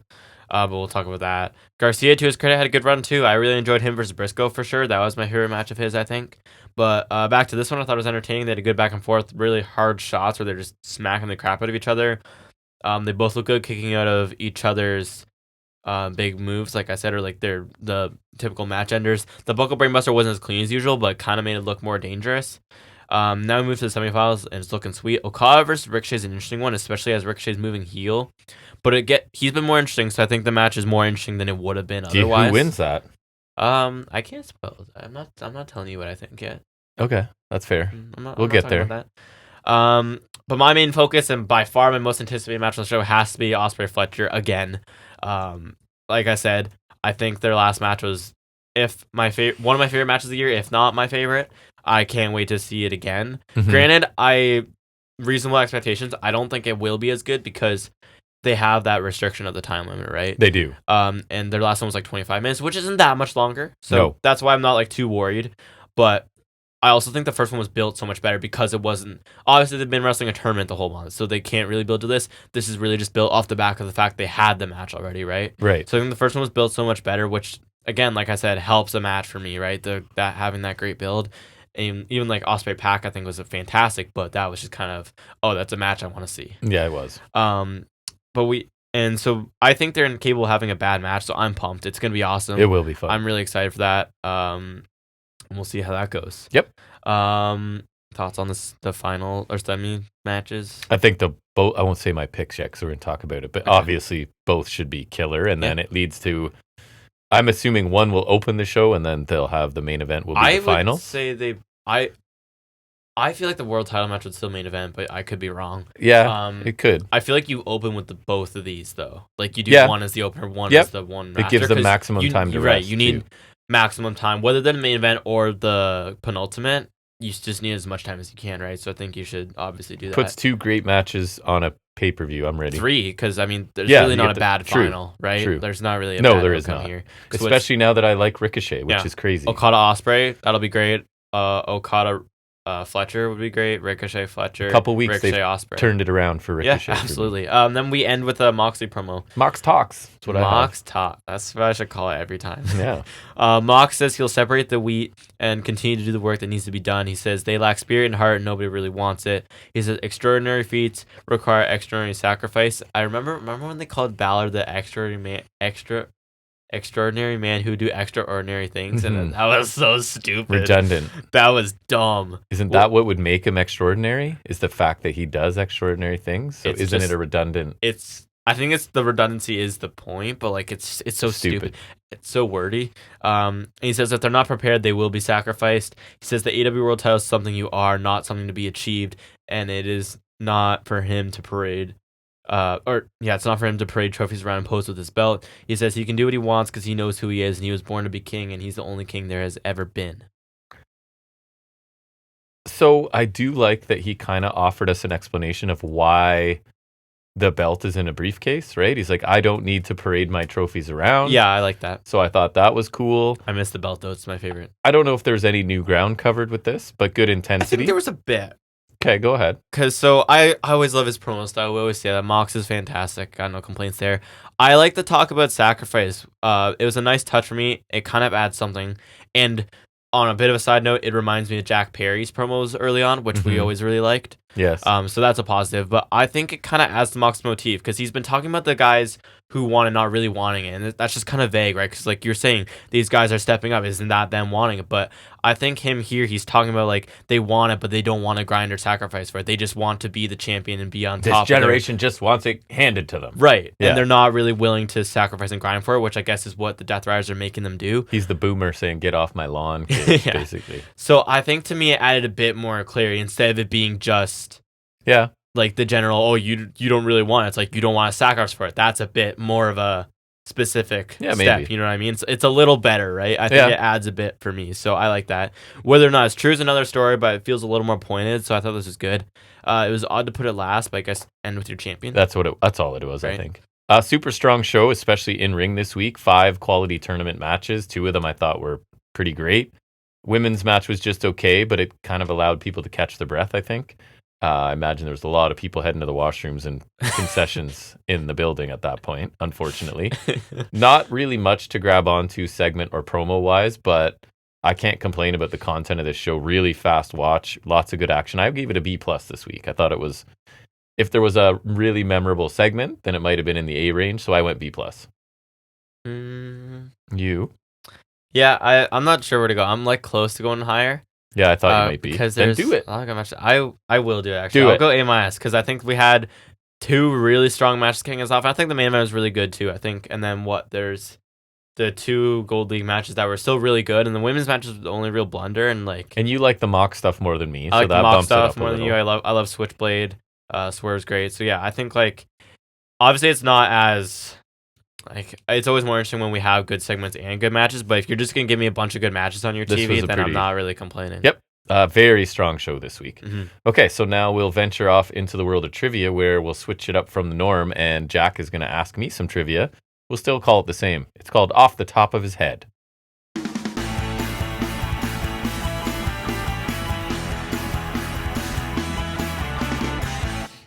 Okay, so same as last week, but role reversal, right? Yeah. It's knowing themes based off the title. Based off the title, which doesn't sound in your wheelhouse, but that's why I curated. And you want me to keep score, so we'll do. How many are there? 15, because I figured it'd be shorter than listening to themes, so I figured I could get away with doing more. All right. We'll do a point for every correct one you get, half a point if you need the options. Okay. You can go without options, obviously, to get the full point. 2, I don't have options because I think they're so blatantly obvious. Okay. And sorry, you said 15? Yeah. Okay. And bear in mind, some of the options are intentionally misleading. Oh, great. And there's a potential for repeat people, so if someone is in the options multiple times, don't rule them out. See, I'm a good person, so the point of these is for you to show what you know, and you're a bad person, so the point is so you can laugh at what I don't know. But that's fine. It's fine. Uh-huh. It's fine. Okay, All go right. ahead. The first one is Undisputed. Oh, so this is one of the ones you're setting me up to fail. Undisputed Era? Yeah. Okay, I thought that was one of the ones you were setting me up to fail on. I did pick Undisputed Era, Undisputed Elite, and Undisputed Kingdom, just to be a bitch. I'm so good. All right. Number 2, 10. Do I have to get the name right? I'd prefer if you did. Not Sean Spears then. Oh my God. What was his stupid name back then? Not Sean Spears. Good Canadian boy. Yeah. What was his stupid name? I'll give you the point because it is the right person, but I want you to get it still. Okay, I'm going to color in my point and think. Come on, you know it. I do. You know him. I can't think of his name. The Perfect 10. The Perfect 10. I don't know. It's never. Ty Dillinger. Oh, no, I wasn't close. Really? No, I wasn't. He was Gavin Spears in WWE ECW. You could have given me time, and I don't think I would have gotten it. Man. All right. Number 3. Hey, bro. Hey, bro. I'm going to need options. There's no options. What? Hey, bro. Oh, Matt Riddle? Yes. Oh, my God. I'm good at this. Okay. So smart. So that's 3 points. 3 for 3, in fact. Next one is Feel the Power. Feel the Power. I will give you one hint. This is a line that is a direct quote as well. Obafemi. No. I'll give you another shot. Okay, give me. Okay. You want the shot at the half point? Yeah. Okay. Bobby Lashley, Apollo Crews, Big E, or Shelton Benjamin? Bear in mind, this is something he has said. Like Big E. Yes. Yeah, Feel the Power. Yeah. Okay, 3.5 out of 4. Yeah, all right. Pretty damn good. Number 5, The Truth Reigns. The Truth Reigns. Now, if I guess wrong, can I still have the options for half? I'll think about it. What are the rules here? I don't know, because you've got the truth, so could it be our truth or Reigns? It's not Roman Reigns, I don't think. Say they're both in the options. That's the funny part. Okay, so I'll say our truth. Nope, it's Roman. Is it? Yeah. Damn it. That was his Shield knockoff theme. Okay. At least you I'm felt thinking exactly where I wanted. I'm in the ballpark. Yep. Also, give me credit for the options. One of the options was Sean Spears because his theme. Remember, he says like the truth will prevail. Yeah. Whatever. So I did think about that. Okay. Next one. Ty Dillinger. Damn it. Yeah. Next one is all about the brackets. Boom. Adam Cole? Yeah. I was wondering if it was like Costco. Costco. I put him in the options Donkeys. again. I did that on purpose. All right. Someone, what was it? You that told me the thing, or did I read it about like More people will know who the Costco guy is than Roman Reigns. I told you that because I probably saw true. Joey Janela tweet that like if you put them in the same room, more people would want their autograph. Probably true. It is. That's the crazy. Even wrestling fans, I feel like that is a chance. Okay. Number 7. So what are you at right now? Just remind me because I think you got the one wrong. I have 5.5 out of 7. Okay. Crushing. Wouldn't it be 5.5 out of 6, or are we including the 7 now? I don't know. Oh no, 5.5 out of 6. Sorry. Yeah. Right. No, 4.5 out of 6. Yeah, I was gonna say. Yeah. Okay, there we go. We figured it out. All right, number 7 is the Vision. Options. Apollo Crews, AJ Styles, Seth Rollins, or MJF. You're setting me up to take one, I think, and I'm gonna do it. Don't do it. Don't do it? Sorry. So then, who are the last 3 options? Who do you think is the one I'm setting you up for? Apollo Crews. Yeah. But it's not him? No, I just wanted to do that. Who else? Styles, Rollins, MJF. Rollins? Yeah. Nice. So that's a half point. I knew you would. I had to do it. So I can't remember anything, but I remember stupid Apollo Crews and his stupid NXT character where he would like sit in a cafe and have visions of stuff. With his bloody eye. Yeah. Oh yeah, that's you cry blood. Yeah, that's right. Amazing. That was awesome. Okay, I got a half. All right. Number 8 is Tokyo Shock. Okay, so it's obviously has to be someone Japanese or WWE wouldn't do it. Mm-hmm. It's WWE or AEW for all these. But could be. This one's... I'll say EO. Yep. Nice. That's a full pointer. That is a full point. See, me and my infinite kindness, I made all the options Japanese. Yeah, I knew you would have, so it wouldn't help me. That's why I took a guess. Nakamura, EO, Takeshita, Kushida. And it felt very WWE. It was so on the nose, and EO's my girl, so... Yeah. That's the theme we really like, too. Yeah, I love that song. That one's great. All right. Number 9 is Bring the Swag. They actually say this line in the theme a lot. Bring the swag. Yeah. Okay, I need options. Street Profits, Hit Row, Cedric, or Swerve. Profits. Yeah. Yes. That's a half pointer. I was gonna take a guess and guess Private Party. Private Party. That's not a bad one. Just because I should have put them as an option. I didn't even think of that. All right. 1, 2, 3, 4, 5. What are we at right now? I think I'm at 1, 2, 3. I think you only 4, 5. You missed the full one only on the 6.5 out of 9. No, 7.5 out of 9. All right, that's not bad. Then we got number 10, which is Southern Proud. Southern Proud. Options? Revival, Lacey Evans, or Fallon Henley. Oh my god. I'll go Fallon Henley. Revival. Damn it.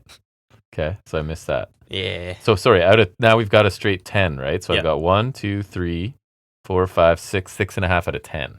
Nice. All right. I've missed 3.5. All right. All right. Number 11 is Finest. Huh? This was the nickname. Oh my god, I should know. I feel like you do. It's Finest. Yeah. You know. Why am I thinking of a guy that's no longer in NXT that was there a million times ago? Whom? What was his name? I don't know. I don't know who you're thinking. I kind of thought he would be a big deal, and he never was. Okay, I'm gonna need options then. Giovanni Vinci, Del Rio, Kona Reeves, or Kaiser. Kona Reeves. Yeah. Yes, that's what I couldn't think of. I knew you were on to him. Damn it. Love Kona Reeves. I thought he was gonna be something. Yeah. I really did. He had a good luck to him. He had was he the one who did the Hawaiian drop, which was like the Samoan drop, but he was landing. Yeah, people like always the next Rock, blah, blah, and I think that really hurt him. Yeah, because he had some interesting charisma. His theme was a banger too. I can't believe we got a Kona Reeves pull on this show. I thought you wouldn't know who he was. I remember Kona Reeves, obviously. Number 12. Number 12 is I Fell. Options? Jeff Hardy, Shane McMahon, Darby Allin. I Fell, Darby Allin? Yeah. Nice. Halfy. They all do fall a lot. That's why I thought, I was like, Shane fell. But his is obviously going to be like the money or whatever, I think it's called. Right. Number 13 is Big Pressure. You should know this one. I should know this. You should 100% know this one. Big Pressure. Yeah. Big Pressure. Is that Swerve? Yeah. Thank you. There you go. Nice. I'm smart, guys. Because they changed his finisher to that. Guys, I'm smart. Yeah? I feel like the YouTuber. Hey, guys. I'm good at trivia. All right, what are we sitting at right now? Oh, that's a lot of math. 1, 2, 3. 3.5, 4.5, 5, 6, 6.5, 7.5, 8.5 out of 13. I'm passing this sumbitch. It's not bad. That's a win. All right. Out of time 2.0. The 2.0 is irrelevant. That's just technically what the Out of called. time 2.0. Out of time. Out of time. Options? Karrion Kross, Pac, Lio Rush, Tony Storm. I think I nailed the options this time. Kross. Nope, Pac. Damn it. Oh, really? Yep. It's my boy, too. Yeah. Okay. Nailed it. I only fully missed 3 so far. Yeah, I think so. There's the one where you took a swing on the archers, and that was like the one where you like just full on bunted. Last one. Last one, number 15 is Chosen One. I mean, there's a dude that calls himself that, but is there? Isn't there? Is there? I don't know. Okay, give me options. I'll play it safe. Keith Lee, EC3, Juice Robinson, Drew McIntyre. I don't know. Juice Robinson. Yeah. Yeah, because you love Juice Robinson. Yeah. It's a good theme, too. I love it. Okay, 1.5, 2.5, so 3, what are we working 4, with? 4.5, 5.5, 6, 7, 8, 9 out of 15, lads. I will take that all day on a trivia. Woo! That's respectable. Respectable. I feel like you always do respectable. Respectable's the goal when I know I don't know things. Well, so. Yeah, when I cater it. Good job. I appreciate you doing that because I totally forgot this week. So I started working on it, I think, during the episode where you did it. Right. And then so I just kind of had it in the bag. Beautiful. Love that. So now we'll switch back to talking about more wrestling from this week. Anything we saw notable, we call it Highspots and Restholds.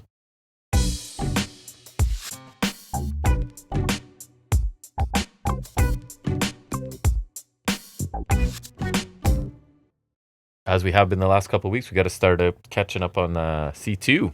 It is our final installment of the Continental Catch-Up for this year. It is. So we watched everything. Remind me what I watched because I didn't take any notes. That's true. I just write down my opinions after. I never take any notes on them either. Beautiful. It's a good system. It is. Collision Holiday Bash from the 22nd.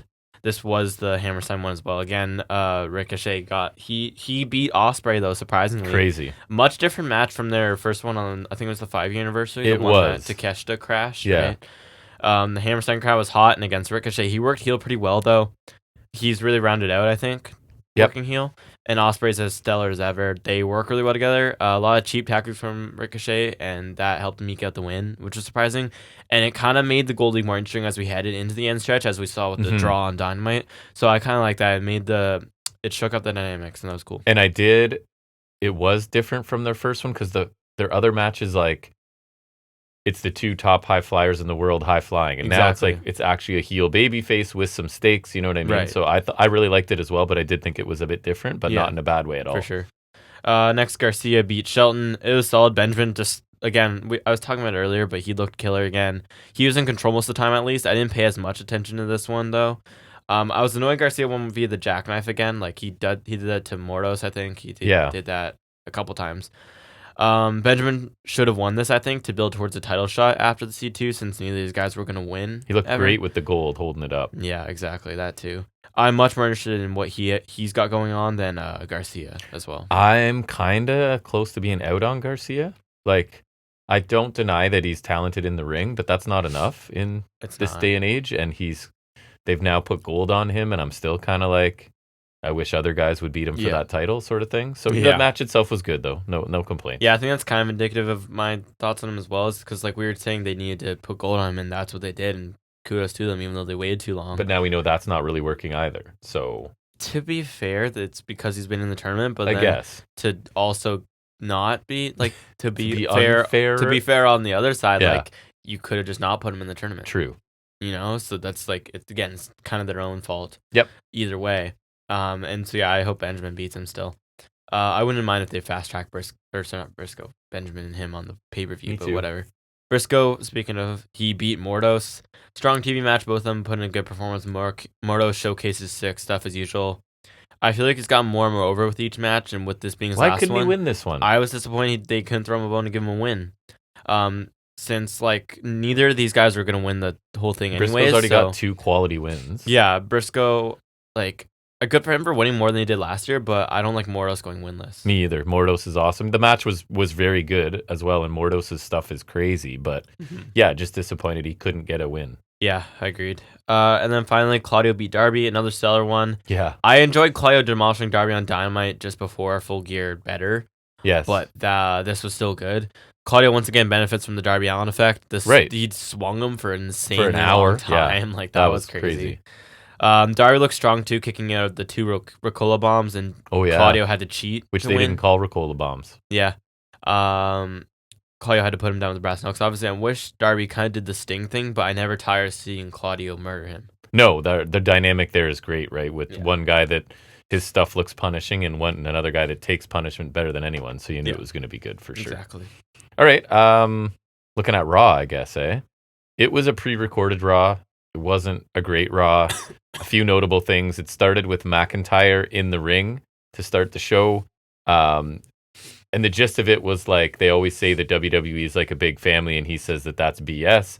He said his own brother wouldn't stab him in the back, but people like Jimmy, Jay, and Sammy would. He was home dealing with the death in the family, and no one asked about it or cared.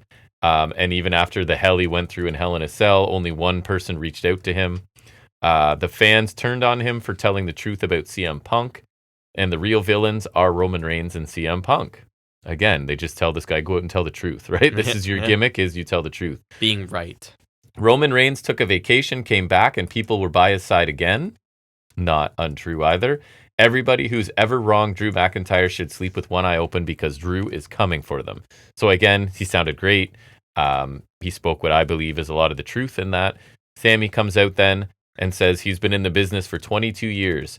He's had loss and had to put it to the side to go to work in the same week. He's missed the parties and the funerals. He puts stress on his wife and kid, and they do that because they are WWE superstars, and this is the life they chose. They are lucky to be superstars. The fans in the crowd and at home have struggles too. They have their losses and sacrifices, but they still soldier on without pointing the finger at everybody else. So it's kind of doing the whole, like, everyone has struggles, but not everyone complains like you do. Drew says that what Zayn was saying is not the full truth. Sammy gets to go home to his wife, while the people of Boston will never leave Boston. Meanwhile, Drew can't see his family anytime he wants. Are they in Scotland or something? Yeah. So he's saying, like, no, but my issues are more severe than yours. You can still see your family every week or couple weeks or whatever, and I don't. So don't tell me it's the same thing and we're sacrificing the same, right? I'm sacrificing seeing my wife and kids, and you're not to the same degree. But anyways, he points out that he's beaten Sammy many times. Zayn ends up throwing a punch, Drew with a Glasgow kiss.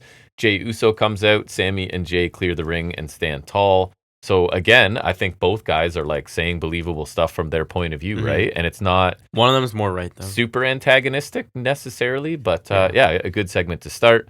Notable because it affects the tournament. Io moved on in the Intercontinental Tournament with a triple threat win over Alba Fire and Natty Neidhart. And I see people clamoring for Natty to get a win coming off of that. So many people crazy. I saw were annoyed that she lost here. I'm like, get a grip. She took the moonsault after 9 minutes. There's a reason she hasn't been given much in the because she's terrible. 2 decades she's been there. She's not good. Not 2 decades, her decade and a half maybe. She's not good. But because she's not good. She knows how to do wrestling moves. She doesn't know how to wrestle very good though. Correct. And her title reigns have been meh. Exactly. And her character work is meh. I don't even know what her character Farting is. Natalia, remember that? That, yeah. But isn't her character just being related to Brett? And a technician. No, she's not a good technician. Like, what? There's technicians in the female division, right? That are better than her. Serena Deeb. Serena Deeb, I guess. Like, that's a good technician character. Even, like, Bayless. I would argue Lyra is a better technician. Right. And, like, her thing is just I think that's kind of like a hook scenario for me. If she was not a Hart, she would not still be here. Correct. And she would not have been given any belts. Correct. So semifinals for that now are Dakota Kai taking on Zoe Stark, and then Lyra and Io in the other one. I've heard that the winner will be a former NXT champion. I think it's Lyra. But so that narrows it down in Lyra and Io. Right. Personally, I would like to see a Damage Control final with Io and Dakota, and you could tell a story there. I just feel like Io was added, but again, it was storyline injury, I think. So, I don't think they were covering for Kairi being actually hurt by the fake injury. I don't know. Judgment Day are now children. They're doing they're in the clubhouse, and Finn's doing the well, tell Liv that blah, blah, blah. And you tell Finn this while they're both sitting 2 feet from each other. And it's just like, this is like what they did in 80s sitcoms when the siblings were fighting. You know what I mean? Like not grown adults. Right. Dominic Mysterio said he's going to get a match with Damian Priest, even though we already knew that because they put up a graphic for it, I think. So I thought that was a bit weird. Chad Gable beat Tozawa in 2 minutes with an ankle lock. After the match, Gable refuses to release the lock. Otis saves Tozawa by breaking it up. Otis tosses Gable across the ring. The Creeds join Gable in the ring, but they sort of end up backing away from the convent. And this is where it's like, how is this still a thing? Was this not settled already? This feels like a backslide for both groups. And it is a backslide, but it wasn't settled.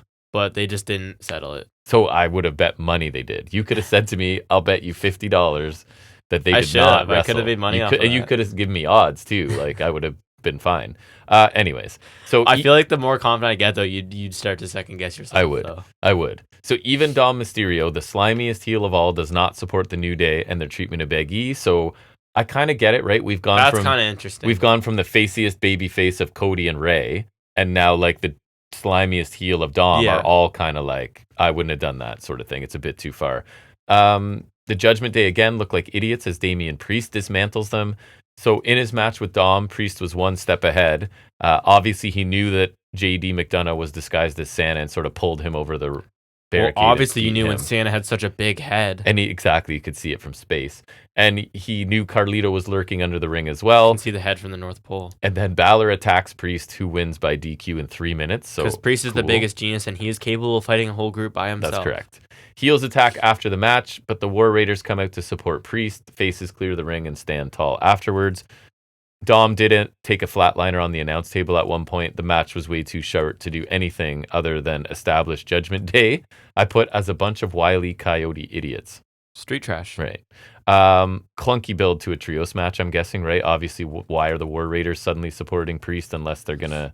Because they just won the titles from them, but like, shouldn't you want to move on, I guess? So we're getting a trios match. Hooray. Rollins has a sit-down interview with Jackie Redmond, who I think does a really good job, so I thought I'd name check her here. I assume she's Canadian. She worked up here in Canada. She was a legit wrestling fan, apparently. Canadian broadcast. Because she did shows up here. She did the on Canadian TV, the post-show stuff on... Does she have Wikipedia? Probably. She does. And she's Canadian, right?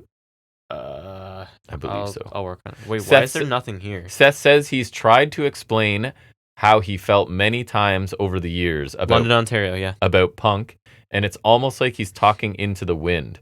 He says Punk needed WWE, it did not need him, and that this level of hypocrisy eats at him. This place doesn't need Punk. It's hard for Seth to let things go. He hated seeing CM Punk stand there with Roman Reigns at Survivor Series. The world will be watching this match, and you'll see a side of him nobody has ever seen. It would be raw, visceral, and violent because he has to extract this demon from his soul, which I thought was a little hyperbolic, but I get it. And it's just like, I guess he's done explaining his issues with Punk, and it's just time to fight and try and end Punk, which I get, right? Mm-hmm. Logical progression for him. And again, I think he's the one speaking the truth in this feud. But anyways, people would disagree, I think. Another DQ on this as AOP come down to distract Dexter Lumis as he climbs the ropes in his match against The Miz. Lumis, instead of jumping onto Miz, jumps onto AOP out on the outside. Karrion Kross comes out to attack Lumis, and Miz loses by DQ in less than 3 minutes. AOP and Kross toss Lumis into the ring. They circle him, and guess what? He gets up to his knees, stretches his arms out, the lights go out, and they come back on, and the Wyatt Six are here. Kross looks weird, eh? He looks like SES Punk. I didn't even notice, actually, but he could. He looks weird. Rowan and Gacy make short work of everyone, sending them out of the ring. Nikki is sort of in front of Rowan. He then picks her up. I think it was the power bomb, throws her onto the pile of people on the floor. Just thought this was kind of a waste of time. And this is where I was kind of like, oh, this is a pre-recorded. It feels like everything's just a holding pattern, basically. Which I guess it kind of is. I don't know if you saw it. Even Kofi's mom doesn't support him. I did see that. So she was right at ringside front row. They had a little in-ring segment, again, trying to explain they could have done worse to Big E, I think, getting booed a ton again. And then he goes over to his mom, and his mom was just basically like, no, and just walked away from him. So that was kind of a nice inclusion of her. I think she had fun doing that. And then easily the best match on the show. The main event was Drew defeating Sammy with the Claymore after 15 minutes. That's longer than their main event match. That's crazy. That's true. So Sammy was selling his back really well in this, and he was in control near the end. Went for the haluva kick, but his back gave out, and that gave Drew time to hit the Claymore instead. Drew continues to attack him after the match. Jay comes out, spears Drew, and new bloodline show up. I'm losing interest. Drew leaves, which I kind of like. He's just like, fine, go ahead. I'm out of here.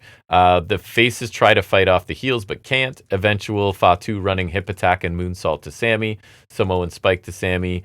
Fatu lays Sammy's body over the fallen Jey Uso, and the bloodline stand tall, and it's just really we still have to continue that. It's not interesting to me, but there's like no end in sight. Well, here's what it is, because you have Roman Solo on the Netflix debut, but Roman's not going to be here, so this is your way of half-ass building it without Roman being there. I guess so.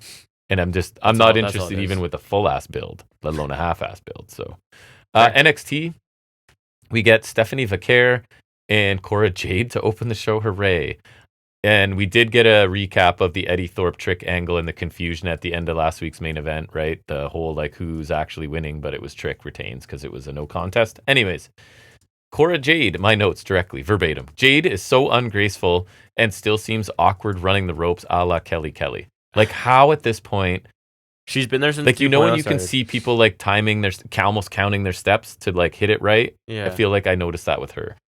Really slow heading into a commercial break. Then we come back to a lengthy Cora Jade chin lock. So really great booking here. My notes She debuted on February 10th, I think. Would that be 2021, I think? So it's been 3 years. A Cora Jade match can only ascend to a certain level, in my opinion. And she was on Indies too, remember? Yes. And Vaquer was a victim of that. Was a build to Vaquer. There was a build to Vaquer hitting her head scissors to the mat thing, which is not one of her better moves. So even worse, she debuted on the January 22nd episode of 205 Live. There you go. Remember when they were doing the Women's Dusty Cup, and they would, when 205 Live was dying, they would put like women on there. Like, and they were like, and she's cute, and she's not like other girls because she's not blonde, and she wears a hat backwards and has a skateboard that breaks. Right before. Anyways, Vaquer eventually hits the package backbreaker for the win after 9 minutes of mostly really bland stuff. And I think Jade's been in developmental long enough for them to know what they've got, and it's not good, right? It's been like over 3 years. We're coming up on 4. Right, and she's still rough. Kalani Jordan attacks Jade after the match with a kendo stick, and Vaquer pulls Jordan off. Later backstage, Kalani is pissed at Vaquer for stopping her. Lola Vice interrupts and tells Kalani to calm down, and that pisses Kalani off even more. So she's showing some almost heel tendency and fire here, which I'm all for something new. Kalani kind of rants about when she does things, it's a problem, but when everyone else does it, it's fine. Again, all for her trying something new because in ring, she's like athletic, not impactful. And she needs to follow Ricochet. You've seen some of the promo skills. Here's a fun bit of trivia for you. Do you remember who Jade teamed with in the Dusty Cup? No. Gigi Dolan. Oh my God, perfect. Yeah. Stax tells a story about his mother attacking Santa with a bat or a broom or something, and it was really pointless. And it was basically everybody in this tag team, multi-tag team thing got a little chance to make a promo, and that's what I told you. Bourne actually got to say quite a bit. But then when Tavian Heights asked him what Christmas was like growing up, he said Christmas was pretty quiet. And he's deaf. They can't resist. It's so bad. And I guess he's okay with it, but is he really in a position where he can say, like, I'm not comfortable with the deaf jokes? Yeah, I don't know. Like, I don't think he's... It just makes me uncomfortable either way. To me, he has to be a made man to do stuff like that, and he's not. Hank and Tank, they actually are developing some personality, but it's almost like Otis energy, you know what I mean? Almost obnoxious, but at least they're trying hard. Heritage Cup, Lexis King, Charlie Dempsey. Round 1, the crowd is quiet compared to the previous few weeks where the energy's been really good. And the first round was they're evenly matched, and then King counters into a side headlock and does not release well after the bell. So I was like, so he is cheating a little bit here. He just can't help it. It's his like heel is showing, I guess, a little bit. Round 2, really slow pace still. Dempsey with a few extra stomps after the bell saves King from a bow and arrow submission. Round 3, I told you for the first time, not a second to round 3. We come back with them starting round 4, but apparently they show us during the break King was gathering momentum. Round 4, they smash heads with under a minute left. Regal slips Lexis King the brass knuckles. King tries to give them back. Regal slugs him and drops him with one punch, obviously, as one does, I guess, when you're 60 or whatever age he is. The knuckles slide across the mat. Dempsey picks them up, and the ref catches Dempsey with them. And I had to go look up the rules. I'm looking at it now. It does say in the event the reigning champion gets disqualified, he loses the match and the Heritage Cup. But is that in Wikipedia? Because I'm wondering if that was revised afterwards. It might be, but that's what because I was like, what the hell? Like, fine, give him a fall, but it's 2 out of 3. So, anyways, WWE Heritage Cup rules. Let's see. Is this might be a little older? So let me see if I can find it. I thought the match was just okay. The disinterested crowd doesn't help for sure. And I don't think this is the type of match for Lexis King. It felt mostly plodding and uneventful. The finish made it worse with so many moving parts and the ref looking really stupid again. So, was this Regal helping King? Like, did he know? I mean, I think he wanted him to cheat, right? But he didn't cheat, and the knuckles flew across the ring. Wasn't there that segment earlier where he was like, asked him something? Yes, he's like, that's not what I meant. Yes, are you ready to whatever? That's not what I meant, kind of thing. Yeah, so I think he wanted him to cheat, and it's like, I guess he won anyways. I guess King having the cup, he's been gaining momentum from that point of view.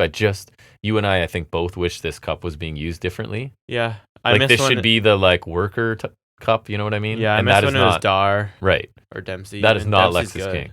I would say Noam Dar dead, and I'm a little nervous we might kill him here. I don't think so. We're approaching that status. Yeah, we're getting there. The Unholy Union versus the Fatal Influence. Just 2 team names that are a little embarrassing to be a wrestling fan, right? Yeah. Like if mom walks in and goes, oh, nice, Unholy Union and Fatal Influence. Like, so stupid. Anyways.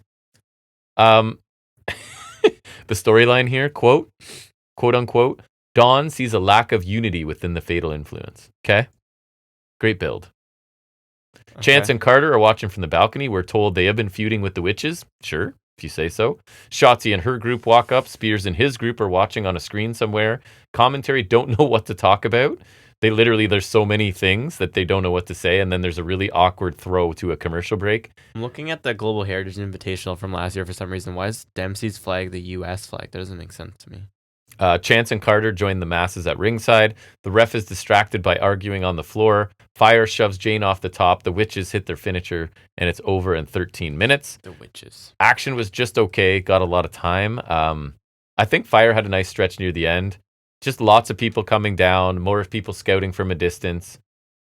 It's like they're trying to frantically connect these 4 teams ahead of some larger... You can see it coming, right? There's some sort of big tag match coming, and it's like... Let's get everybody that's an actual tag team on TV so people know they exist. It's not a very interesting way to get there, in my opinion. But I do wish that division felt more important. It does show that there are actual teams, I guess. And Lash, and later, a little bit later, Lash and Jakara Jackson also interrupt Shotzi and her people, and Chance and Carter, and basically like, hey, Meta 2 are in this division too, kind of thing. Just reminding us, I guess. At least they don't have their own belts anymore because that was a waste of time. Zarya and Ruka are reflecting on their match last week. That was rough, man. Rough match. Izzy Dame interrupts, wearing a big old fur coat, if I remember correctly, and says that this is why she does not team up with anyone anymore. I guess because they had their issues during their teaming. Spears and his guys come in. I think they're recruiting Izzy Dame, but she wants to be left alone. So I don't know what's going on there. Dion Lennox and Ashante Theodonis had a match. So this is what I noted here. So in one angle, people are watching each other on the show live in real time, right? Remember last week, Paxley and the people were playing with dolls and like the other group was watching them do that. Mm-hmm. Anyways, but in this one, no one has watched the footage last week to clear up the misunderstanding between Lennox Adonis and Carmen Petrovich, right? He could have watched the show and been like, oh, it was an innocent hug. Right. So one thing is they're watching it live, and this guy can't even go back and check it out. Anyways, Nikita Lyons comes to ringside. Booker and Vic argue for a long time and really don't call any action. I don't remember what they were arguing about, but it annoyed me. Nikita at one point puts Ashante's foot on the ropes after a running power slam from Lennox. Lennox had gone on a run there. Ashante counters a pinning predicament with one of his own. He wins in 5 minutes. Nikita gets in the ring, celebrates with him. So something's going on there. Mostly a showcase for Lennox, who's an impressive athlete, but like hits lots of stuff and loses here. A little less basic stuff. My thing is always like, he's clearly like wrestling 101 and nothing more, but he hit a couple other things too. I guess we're building a Petrovich Nikita feud. Hooray. Should be a banger. We get a profile on Roxanne Perez. She brags about her accomplishments and how she's overcome various bumps in the road. She puts over the women's division, but she's just better than everybody. Only people like Simone Biles and Caitlin Clark can understand her greatness, which I thought was funny. She's ready for Julia in 2 weeks. I think she's better in recorded segments, right? This I didn't mind, but sometimes live. Yeah. But I think the big money with her is as a babyface, and they need to bring her up as a babyface to main roster. But anyways. Page follows up on his attack on Javon Evans last week. He says basically that Evans himself is to blame for summoning the real Page. Page was tired of hearing about how great Evans' year was, so now he can end the year eating through a straw, which I thought was good too. He's taken Evans' infectious smile and he does not regret it. It was the highlight of his year. He thanks Javon for helping him find his smile by taking Evans. So a little more subdued and serious. Definite improvement on the joke he's been in NXT, right? So... And if you want to build a guy as like an evil, vicious person, Javon Evans is the perfect guy to play off of, right? And I like Javon. I do too. D'Angelo family versus OTM versus Hank and Tank versus No Quarter Catch Crew. It's for a tag team title shot. It's Tornado Rules. You were back from work, so you saw this, I think. Really quickly, there's shopping carts, Christmas trees, presents of various types, chairs, a bowling ball that I think Hank took in the balls, obviously, a kendo stick. Stacks got sent through a table of cookies by the No Quarter Catch Crew. Crowbars, which was kind of stupid. Right. And the big thing was Bourne hitting an RKO out of nowhere. They are leaning into They know what they're doing. Oh, 100%. He is Randy Orton part 2. Tyson and Tyreek show up because they weren't included in this for whatever reason. They attack Hank and Tank. Tony has candy cane crowbars for his guys. They attack everyone with them. Ridge Holland kind of botches it because you're not supposed to know it's Santa, but he takes out Tony D. And his beard falls down. Plus, he hits his own signature move too. So it's like, right, yeah. And then he later reveals it's him when obviously. Anyways, OTM end up winning this. They hit their finisher to Stacks for the win. Chaotic holiday themed weapons. Not really much wrestling happening here, but I guess a fine match. The reveal of Holland was dumb since it was his finisher and his beard came down and we all saw his face. I guess this is showing us how stacked the tag division is and how they're stepping up.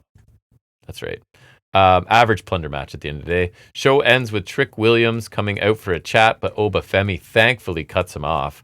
Eddie Thorpe cuts them both off, saying Williams. So that's what I'm saying. Like, he went from lukewarm reactions to now he gets a reaction as a heel. So I think that's probably a good move for Thorpe. I think so too. I thought his theme was all right too. It's like the Ricochet treatment. It's really helping him. He says Williams escaped instead of beating him. Femi says it's time to move on to him, but Thorpe isn't having it. He and Trick need to settle things, so Oba has to wait. Oba says he's tired of waiting. Trick cuts him off and makes it a triple threat match at New Year's Evil. Femi isn't happy, says that since Trick can't beat Oba one-on-one, Trick has added Thorpe to make things easier. Thorpe tries to say something but gets shut down by Oba. Ava comes out, makes the match official, leaving the brawl to start, basically. Femi wrecks Williams and Thorpe, but Thorpe escapes the Oba powerbomb to end the show. Seems like a way to stall, right? I said it last week, I think. This stalls before getting Trick Oba. I assume Trick retains and that Thorpe takes a pinfall. Oba winning there, but I don't know how long you want to wait. I know. I guess till Vengeance Day, which is like another month. And I don't know, maybe they're a bit nervous of Oba in a lengthy singles match still, although I think he's more than fine. I wouldn't even be nervous about him in a singles match. I'd be nervous about him in a lengthy singles match when it's Trick. True. Because there is a ceiling on Trick Williams matches we've talked about. Oba's good, but I feel like he still benefits from having someone like Wesley who's good. For sure he does. For sure he does. Someone else who's good who I can't think of right now. Yeah, he does. Somebody. Yeah, he does. And that's it for me. Do you have any SmackDown-ness to discuss? Just the preview, which we'll switch to. All right, so let's finish this show up. Our last segment will be us previewing, what is it, World's End? World's End. And no music. Do-do-do-do-do. There's your music. Ready, go. And I'll actually write down. Last time. I'll timestamp it, but I don't feel like putting, because if your mom's computer dies and we're at 19%, we're in trouble. Yeah, that's true. So let's go. So first match I had was Takeshita, my boy. He's back. He has not been around lately. Yeah. Takeshita defending the international title against Hobbs. I'm picking Takeshita because he needs to get back on TV now that C2 is wrapping up. Hobbs is a good bag man, but he's not. I don't really care about him anymore. Kind of like Garcia.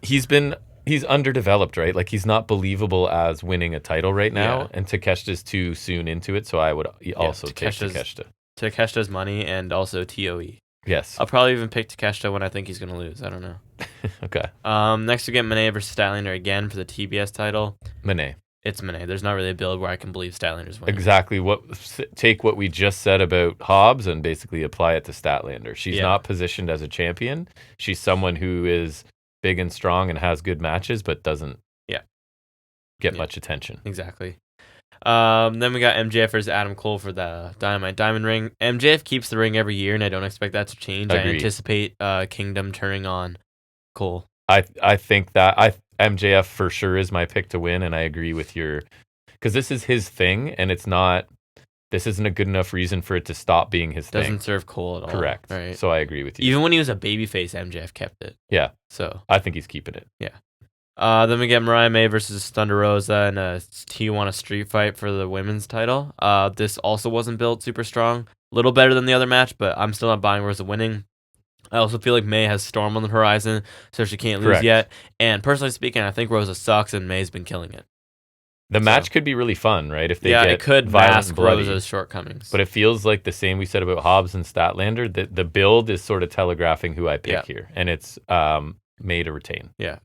Then we're moving on to our Continental Classic. So the way I'll run this is we'll pick the semifinals, and then for the finals, I say we get a point if you end up picking the match correct, and if you pick the winner as well. Okay. Because you could pick the wrong match, but your person's still in there and they win. You know what I mean? So we'll 2-point that one. Okay. Anyway, so for the first semifinal, we got Okada versus Ricochet.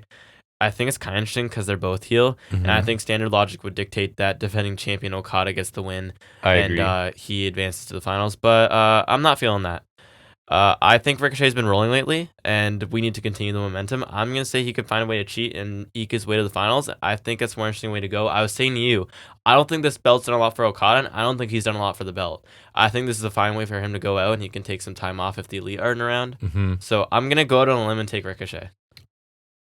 I'll take Okada then, just to keep things interesting. I like your reasoning with Ricochet, and I do think whether this was the plan or they just kind of struck gold, they might act on it and have him beat Okada. But, so therefore your final is Okada versus blank. But I will take Okada, yes. Okay. Then for the other one, Ospreay versus Fletcher, I'm, again, super pumped for this. It should be awesome. I do think that Ospreay will get his win back, though, to even them at 1 apiece, and Fletcher can maybe find a way to help Ricochet in the finals, so I'm going to take Ospreay. And then I think the money is we're building to the big blow-off match in Australia. I think Fletcher gets there. I feel like Ospreay gets his win back here and starts to turn the story of he loses all the time, because at some point he's got to get involved in main event stuff. So I'll take Ospreay as well, which would make it Ospreay Okada for me. Okay, so for me, I got Ricochet Ospreay as my match, obviously. And I think Ricochet cheats and manages to beat Ospreay again. Okay. I think we could run a thing where he cheats on his own like he did to beat Ospreay, but Ospreay can kind of counter it this time and, have planned for it, have it scouted. And then I think Fletcher could slip Ricochet something like brass knucks or something like that. There are interference penalties, but I could easily see Callis paying it off if it's just a fine, or if it's a suspension, then you're buying time for the feud. Right. I think they'll just kind of take the penalty just to screw over Ospreay because they're you're not getting one up on us. Yeah. So again, I'm gonna go on a limit. I'm going all in on Ricochet here, which is kind of crazy. I wouldn't have started out that way when the tournament began, but I'm gonna go on a limb on Ricochet. Okay, I'm gonna take Ospreay. Ospreay, all right. I think they're gonna start getting his momentum going. I just don't think he needs this belt. I don't think Okada does either, though. I think Ospreay even less, though, because I think Ospreay's going up for it, and it's just, I don't know. I'm going to take him. I'm okay with that. I just don't think Ospreay's... I think the international title is already beneath him, and so for him to go for another belt would be kind of odd for me. But they're just going to have him winning everything, so he's like a Grand Slamian. I guess so. Maybe. Perhaps. And then I think the last match we're going to agree on. Yeah. Then we got Mox versus Hangman versus Switchblade versus Squeeze, I guess, if we're going nicknames, for the world title. It should be great. Usually we get singles matches for the title, so it's a nice change of pace. I love the other guys, but I'm very adamant that the title doesn't change until it's Darby, so Mox retains. Yeah, and I'm not the biggest fan of the story with the Death Riders, but they're definitely telling one, and it doesn't stop here, right? It doesn't culminate with him losing here, so Moxley's going to retain. And I would love for it to be Hangman or Switchblade, but it's not. I don't think so either. Alrighty, that shall do it. And they can't add any more matches because the pay-per-view's in lieu of Collision tomorrow and Rampage. Why would you announce matches on there. Right. So we'll be checking out that show, and if we love it, we may come down and talk about it early because we may have the time, so you can keep an eye out for that. If not, we will definitely be back here next Saturday for episode 233. We hope to see you all back here. We hope you had a safe, happy, fun holiday. Have a great New Year's, because that's coming up before we record next, right? Probably. And we'll get the year-end stuff out soon. We will, because it's almost ready to go. So keep an eye out for that. We'll see you back here next Saturday. And until then, everybody, take care.